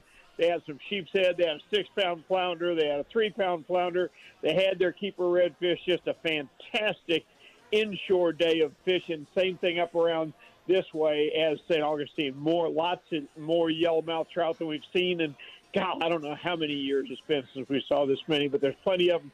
Ocean's going to be closed again tomorrow, Brent, and probably on Thursday and Friday, too. I don't see it calming down until at least we get to the weekend, as these northeasters always hang around a long time, particularly when they come on the full moon, which is an interesting thing to me.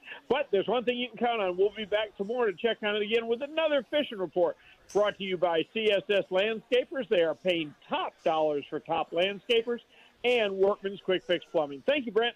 Captain Rick, don't go anywhere. I got to ask you this question real quick. This sounds like I would ask you what sounds like a dumb question.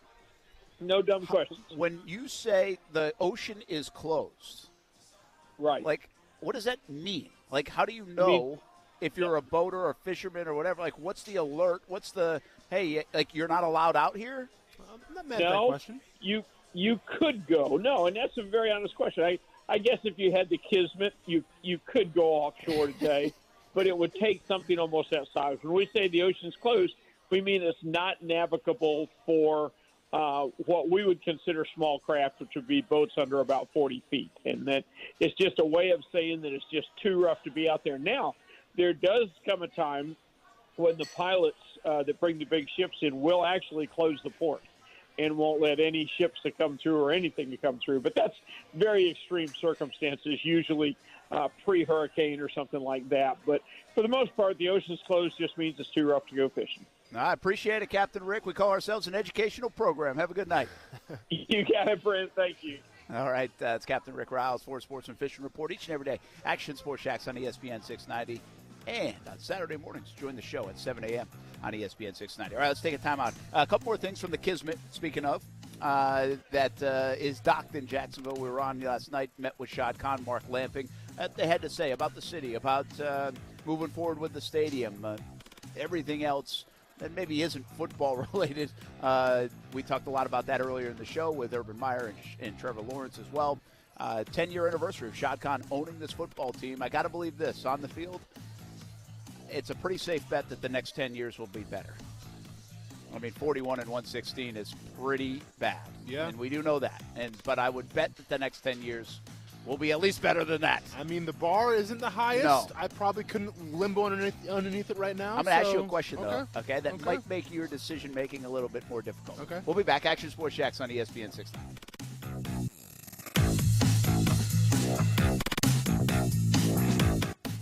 Now, the First Alert forecast on ESPN 690. Partly cloudy skies tonight, some areas of fog as temperatures drop into the 50s. It will become partly sunny tomorrow. Another mild day. Your Wednesday high 70 to 75. From the First Alert Weather Center, I'm CBS 47 at Fox 30. Action News Jax Chief Meteorologist Mike Burrish. The Weather Center is brought to you by Beards Diamonds, where the anniversary sale's been extended through Christmas Eve. Save up to 41% store-wide. Got a business trip, long weekend, or maybe you just really want to try that new Toyota before you buy it. Then get it all when you rent a Toyota from Arlington Toyota. With easy online reservations and rental rates as low as $19.95 a day, there's nothing stopping you from hitting the open road in a new 2021 Toyota. So rent a Toyota from Arlington Toyota. Try it before you buy it and reserve your rental online at arlingtontoyota.com today. You don't have to visit Buffalo to get fresh, delicious, mouth-watering wings made to order. Just go to the Extreme Wings nearest you. Extreme Wings is where the locals have been going for the freshest, never-frozen, world-famous hot wings since 1999. Dozens of flavors to choose from. Full liquor bar, happy hour specials, state-of-the-art TVs on every wall. After the game, after work, for lunch, for dinner. Make it extreme. Check out their award-winning Pit Road wings. Oh, they're so good. They are grilled to perfection with extremely secret seasoning. Looking for a family-friendly sports restaurant that can accommodate large parties? Well, look no further. You can take the entire team to Extreme Wings after the game, where all kids' meals are just $6.99. Come celebrate the grand opening of Extreme Wings' newest location. That's Roosevelt Boulevard near NAS Jax. Extreme burgers, salads, wraps, and of course, world-famous Extreme Wings. Do what the locals do and make it extreme. Extreme Wings, newest location on Roosevelt Boulevard near NAS Jax, or visit a location near you. What defines a hero? Dedication, loyalty, courage. Every day at AMCO, we serve heroes. For over 60 years, we've repaired and maintained the most critical public service vehicles, from complex transmissions to simple brake jobs with flexible financing and the extra safety precautions we need. The heroes we serve don't all wear uniforms. They're people like you. At AMCO, we're proud to serve all of you. AA MCO. Money tight? We can finance almost anybody. Find the AMCO transmissions nearest you at amcojacksonville.com.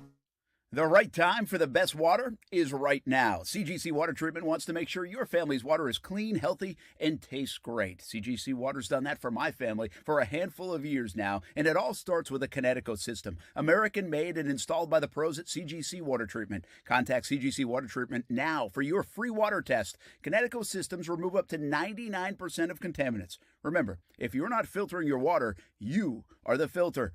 Don't be the filter. Connecticut makes the world's most efficient softeners, twin-tank, non-electric systems that use less salt and water during regeneration. Right now, save up to $600 on select system packages. Financing available with approved credit. Just call CGC Water at 904-552-1242 and ask about the Conway Club, the new service program that will save you money on salt, filters, delivery, parts, and labor. Call 904-552-1242 or visit cgcwater.com. proud partners of the Jacksonville Jaguars and your local independent Connecticut dealer. If you're popping the question this Christmas or looking to go big on that holiday or anniversary gift, now is the time. You do not want to miss Beards Diamond's incredible 41st anniversary sale. Everything store-wide is on sale up to an unbelievable 41% off. Yes, 41% off. It's Beards Diamond's incredible anniversary sale, now extended through December 24th. All GIA certified loose diamonds, all designer settings, pendants, bracelets, earrings, engagement rings. Everything store-wide is on sale up to 41% off. For over 4 decades, families have been shopping at Beards Diamonds for the absolute lowest prices. Now to say thank you, everything in the store is discounted up to 41% off. Nobody beats Beards Diamonds prices. If you're popping the question this Christmas or celebrating a big anniversary, you don't want to miss this once-in-a-lifetime sale. Now you can go even bigger and save thousands. Everything store-wide is on sale up to 41% off. But hurry, these savings will absolutely end December 24th. At the St. John's Town Center. Or at BeardsDiamonds.com. Start your New Year's Eve early with the Tax Slayer Gator Bowl. The 2021 Tax Slayer Gator Bowl will feature a face-off between Wake Forest and Texas A&M. Kickoff is at 11 a.m. on Friday, December 31st. Tickets are now on sale at TaxSlayerGatorBowl.com. This holiday season, the law firm of Anajar and Levine wants you to remember the reason for this season. Celebrate the love for your family, friends, and neighbors today, and truly enjoy the day and each other. Happy holidays and Happy New Year from the law firm of Anajar and Levine. Holidays are here, and so is fashionable fitness. Get yourself a Samsung Galaxy Z Flip 3 5G. It's a phone that folds in half to literally stand on its own. It's a cool phone. You can pair it with your Galaxy Watch 4 for ultimate wellness and wow factor. You can check health stats, flex personal records. Over 90 activities can be tracked, such as biking, swimming, golfing, and more. So invest in yourself with tech made to crush goals. Holidays open up with Galaxy. Shop it all at Samsung.com. 5G connection and availability may vary. Check with carrier. Products are sold separately. Napa know-how. Right now, a 5-quart jug of Napa full synthetic motor oil is only $19.99. It's the hottest deal of the year for the coldest time of the year. So if you're in your car right now, there's no need to turn on the heat. I'm about to read this sizzler again. That's Napa full synthetic for a hot $19.99. Quality parts, helpful people. That's Napa know-how. Napa know-how. At participating locations does not include taxes and fees. Advertised sale price not available in some states. Offer ends 12/31/21. Whether on your radio, on your phone, or your smart speaker. Now playing ESPN Radio. He's seen guys that's not even going to make the team. He's going to throw for 4,000 yards in a game. Wake up with Keyshawn, J. Will, and Max. Weekday mornings starting at 6 Eastern on ESPN Radio and on ESPN2.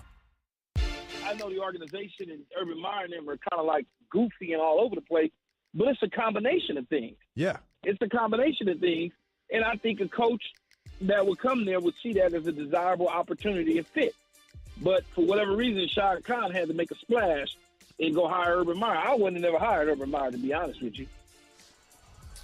Yeah, by the way, that's Keyshawn Johnson. I think a lot of people said they wouldn't hire Urban Meyer, but it's really easy to say it right now. Well, yeah, hindsight's 20/20. And Brent, I'm in the same boat. I thought Urban Meyer was an outside-the-box hiring. I thought it was going to be exciting, which it was, during the preseason. But then, obviously, we're here now. Well, and here's the thing. I said this to you off air, actually, and I wonder about this. Some people criticize Shad. It's 10th year anniversary of him owning the team today. Which I think is pretty significant. And I don't get caught up, by the way, in the whole – we'll talk a little bit more about some of this other stuff about, he's not moving the team. I've never thought he was moving the team. So, even that rhetoric and conversation didn't bother me. I've always been a guy that's told you I don't think he's moving the team. So, I don't care. And I think he kind of reacted the same way. That storyline doesn't bother me because I know. Sure. But what I said is, for people who don't think he wants to win – He went out and paid. You know how many coaches you could have got for $3.5-4 million a year, and done it kind of like the normal way, if you will. And he did go outside the box and said, "I'm going to go try to hit a grand slam." And sometimes you swing and miss when you. And was this the right time in the franchise to do that? Debatable. You can criticize, but you can't criticize at least that he was thinking big, dreaming big, trying to win big. And some people said this will never work. And you know what? Those people are looking like they're going to be right. Yes. But I think, I can appreciate him swinging for the fences. Now, there's one other part of this. and we'll see what happens. But if he does pull the plug on it especially, I think that speaks volumes about how much he wants to win. Because now you're eating big bucks, and you're swallowing a little bit of your own pride because you went out and got this guy. And so we'll see what he does, but he could make a huge statement if he doesn't retain Urban Meyer, I think, to the fan base. That's not what he's going to be after here. That's not the point of the offseason or January or whatever, or the decision that he makes. But I think it could speak volumes, and we would discuss it in that way if it does happen. It's just the fact, though, of if you're Urban Meyer, you went the Mike Mularkey approach, more of an old-school type of guy, more of a quiet figure, more of just kind of behind-the-scenes type of dude. Then you went with Gus Bradley, who was more of the in-your-face energy. High personality. Just loud, boisterous. You went that direction. And keep in mind, I think Mularkey, overall, he was more of just like the all-around guy, but he's more of an offensive-minded coach. Well, then you go with a defensive-minded coach in Gus Bradley. Then you switch that tune and go more of a I don't want to say conservative approach, but more of a quiet approach again with Doug Marrone. And then you make the splash with Tom Coughlin. And you try to go a little bit old school, try to relive some of the glory days with that. And guess what? It worked for a year, but then, that went away.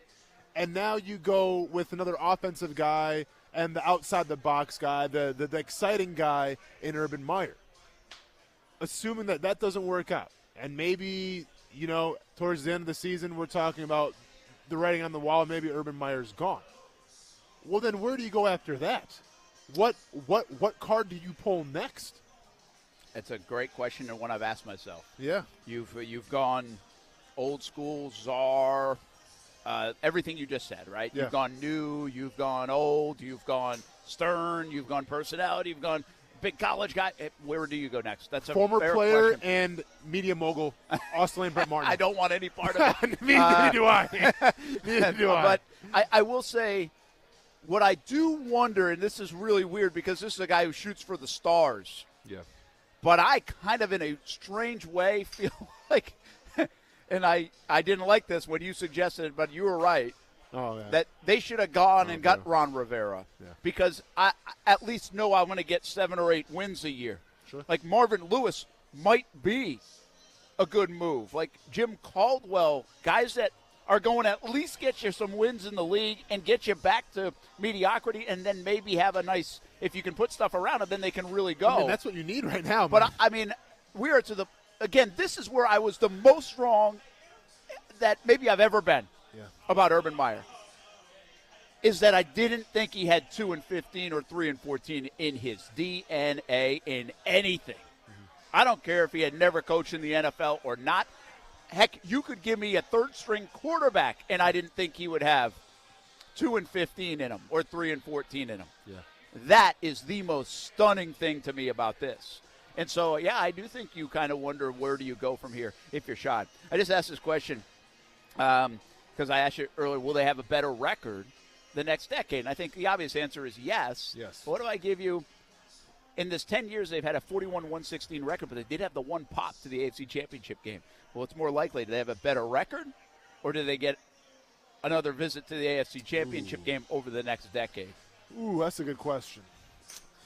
Man. Because there's not a lot of faith right now in this organization, but keep in mind, 41-116 is really almost hard to do. Yeah. And it's hard to be this down on your luck, if you will.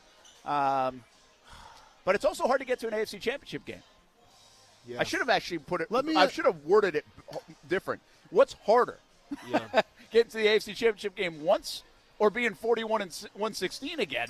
Let me ask you this about the 2017 AFC Championship game. And this is something we never really talked about. You covered that team. You know that roster in and out. In terms of the AFC, in terms of talent, where did that roster rank? And I'm talking about on offense and defense. I'm talking from every starter on offense and defense, throw special teams in there too. Do you think it was the second to best? Second? I think Pittsburgh was better than them on paper. Okay. I forget about the AFC West at the time. Yeah. That wasn't the Chiefs and Mahomes. No. It was Alex Smith. And so I don't think – I remember Pittsburgh was better on paper. Okay, yeah. Here's what I will guarantee you, and I'll tell you, and I'll say this to the day I die. And I knew this going in. The Patriots roster was not better. Yeah. The Jags were better. Okay. The Jags had a better – now, they had Brady and Belichick, but they were clearly better on paper and on position by position than the New England Patriots, and it almost played out that way, but Brady and Belichick got the better of them. So you would say, I mean, they were a top I think they were two top, roster. well, top three at the very worst. Yeah, in the NFL, I in might terms be of the missing AFC. one, so okay, let's just but put them in the top three. three or four. Okay. So then when you say that. It's so hard, man, because the quarterback, they weren't. No, I know. You know? I know. But their defense, they were. They were the best in the league defensively. Yeah. And this is what I'm trying to get at here is, theoretically, can we see this team in the next decade regain a top three, a top two roster in the AFC and the NFL? I'm not sure. That's a good question. I would definitely pick the better record by a long shot, I think, than I would, but by a lot than I would actually the. Yeah, and probably I probably phrase it wrong. I mean, because it's harder to get. There are a lot of teams that do pretty well and still don't get to the AFC Championship game. So you can win more than 4 games a season and obviously not get there. You can win 8 a season and not get there. Mm-hmm. I think what might be harder to do is what the Jags did, to have that few wins in a decade, and to have that still be able to have talent. that one year where they popped and not sustain it for anything. And Shad Khan said that last night. He said at Kismet, he said, listen, we need to get the quarterback. We need to sustain and keep our talent. I thought it was very interesting, by the way. He talked to Jalen Ramsey last week. Really? Yeah. And he said that he has a great relationship with Jalen. Yeah. I'll give you more on that when we come back. Let's take a break. Action Sports Jax What a on tease. ESPN 690. More on what Shad Khan said about Jalen Ramsey and what else he said about the city and the stadium as we put a bow on the Kismet conversation. Live from Topgolf. Tuesdays at Topgolf right here on ESPN 690.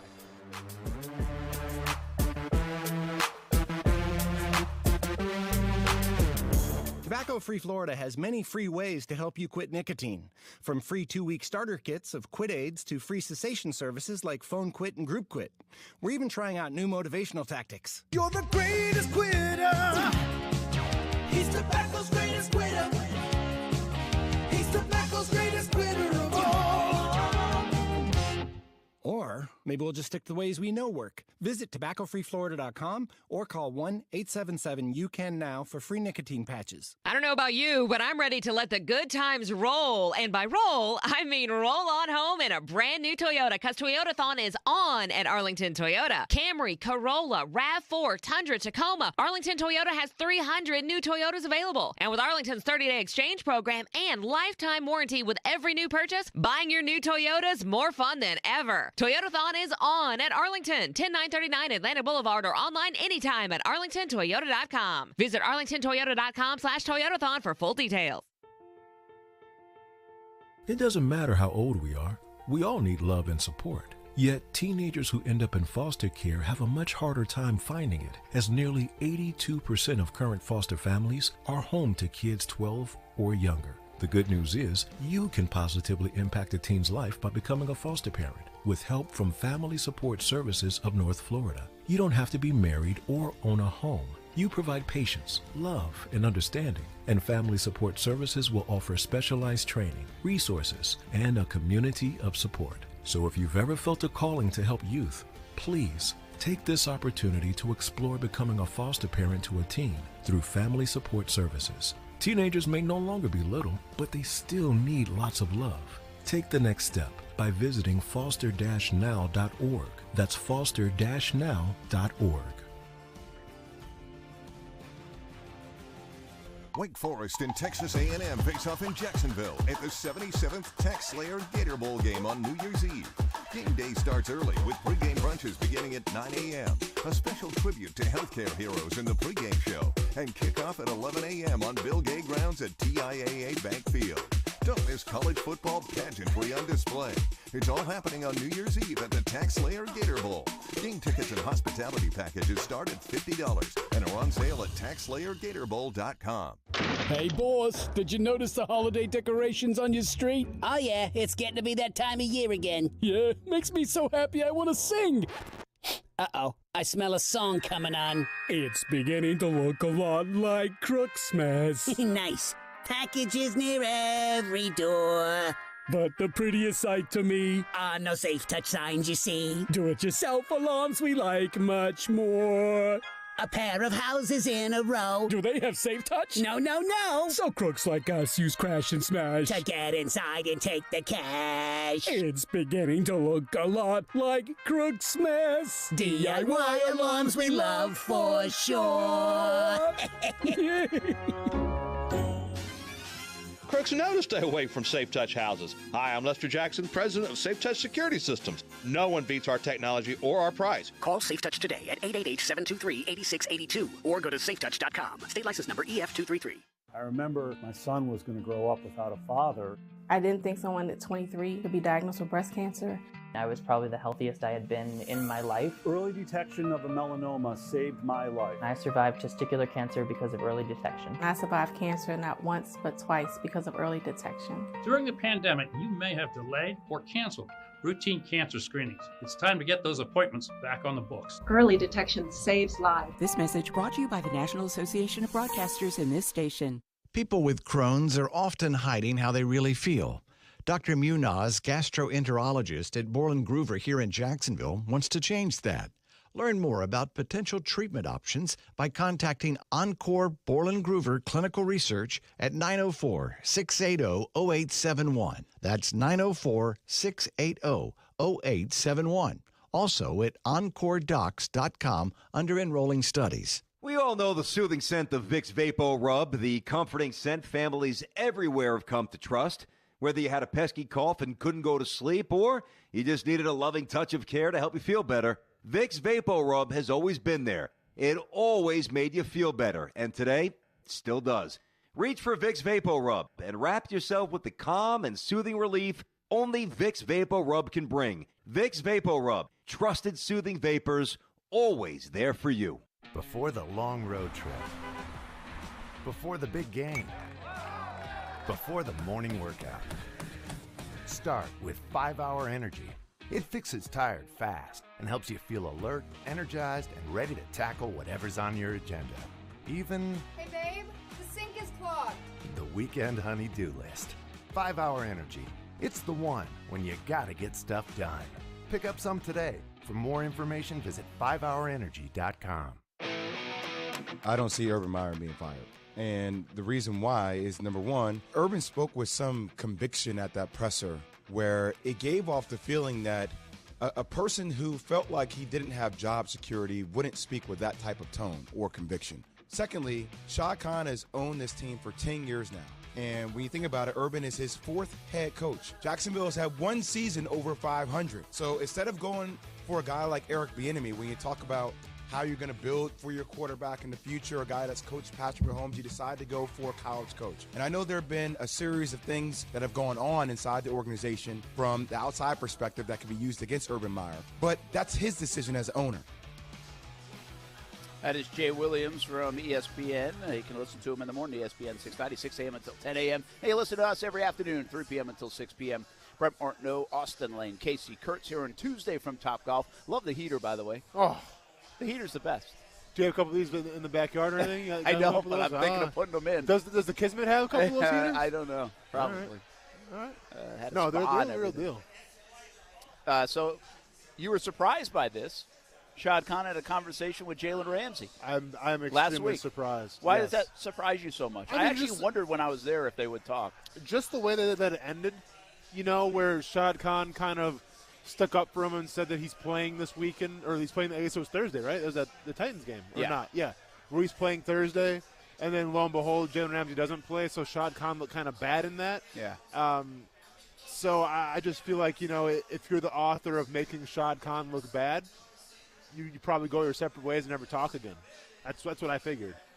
Yeah, that's a good call, too. I don't I didn't think about that situation as much. See, I thought of Brent, that's why you needed me there, but it's okay.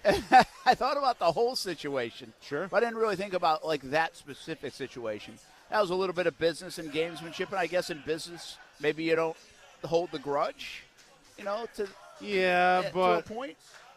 How many times do billionaires enjoy looking wrong or looking to be telling a lie? Yeah. Well, and here's why. Okay? Here's what I think happened. Again, we have a little bit of different view on that anyway. I think he was the heavy in that situation, Shad was. Yeah. And I think he forced him into basically either play or don't. Yeah. You know? And then Jalen had to fake the back or whatever the back. And then, but here's why I don't think there's bad blood and animosity. One is because it certainly showcases the screaming match that took place after that Houston game was not with Shad. Correct. Right? And aimed at Shad. Yeah. And the reason why then he asked for the trade. But he said about Jalen, we talked to him last week, I have no beef with him. I have nothing but the utmost respect for him. I like him. He was a key part. What we got for him in draft capital is what he was saying. I think he felt like from a business deal, they got a lot. Yeah. Now, what he said is what we do with it, that's our issue. Yeah. And so he obviously admits that they haven't turned it into enough. But at the value of the actual move, it was a very good value, which everybody did kind of say that at the time. For sure. He was a key part of making sure we got what we valued is what he ended up saying. And so I think this is a little bit of that. It's like from a business deal, hey, he got what we want. He wanted. We got what we wanted. We didn't do anything with it. But we actually, on the value of the trade, got what we wanted. I think this is also going back and saying, listen, we value players. I think if this gets out there from somebody else who wants to come to Jacksonville, we value players. And even a guy that is perceived to be someone that we don't value and get along with, we like him. We respect him. Yeah. We appreciate him. Yeah. We thank him for what he did here. No, I think that's actually a pretty powerful moment from Shad Khan. That's admirable. It really is. Because, I mean, listen, I don't know. Well, I'm not friends with any billionaires, and I really don't know any billionaires besides Shad Khan. But, you know, I mean, there's got to be some kind of ego with it. And I think if you feel wronged by somebody, I mean, you know, I know people with a lot less money that have held grudges longer than that for lesser, you know, than what happened with Jalen Ramsey. So, no, I mean, that's a testament to, you know, I guess just the whole makeup of Shad Khan. And I don't want to say even forgiving Jalen Ramsey because I don't think it was good. No. It didn't warrant forgiving. But the fact that I guess you found some common ground and you still, you know, support him and you're happy with what he's doing. I mean, yeah, that does say a lot. I think from a player standpoint, it says a lot too. You once thought of the NFL like this. Now you kind of cover it in a different way, and so you feel maybe a lot more of the emotion. But you were in it as a business, and you knew it was a business. Yes. I think when we cover the league and we see games and people are fans and their emotions are involved, it's emotional. It's exactly what I just said. But for people inside, it's still a business. It's emotional. You have your highs and lows, but it is a business. And I think from a business standpoint, there's some respect there, and it's not as petty as maybe we all thought it was internally, even though it's petty on the outside, the relationship with Jalen Ramsey, you know? Yeah, I mean, you know, there's definitely, and I've been in some locker rooms where the relationships that they've soured just from, you know, whatever, some drama.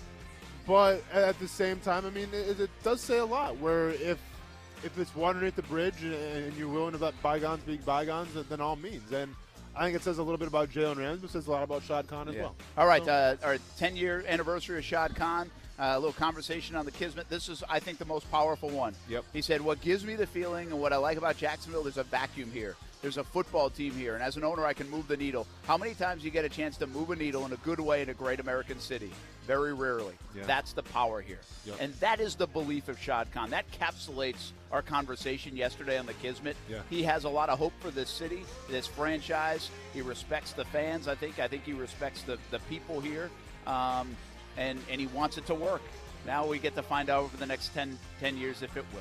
One last question for you. When you found yourself on the Kismet, I can only assume it was an open bar, and I assume there was a lot of shelves.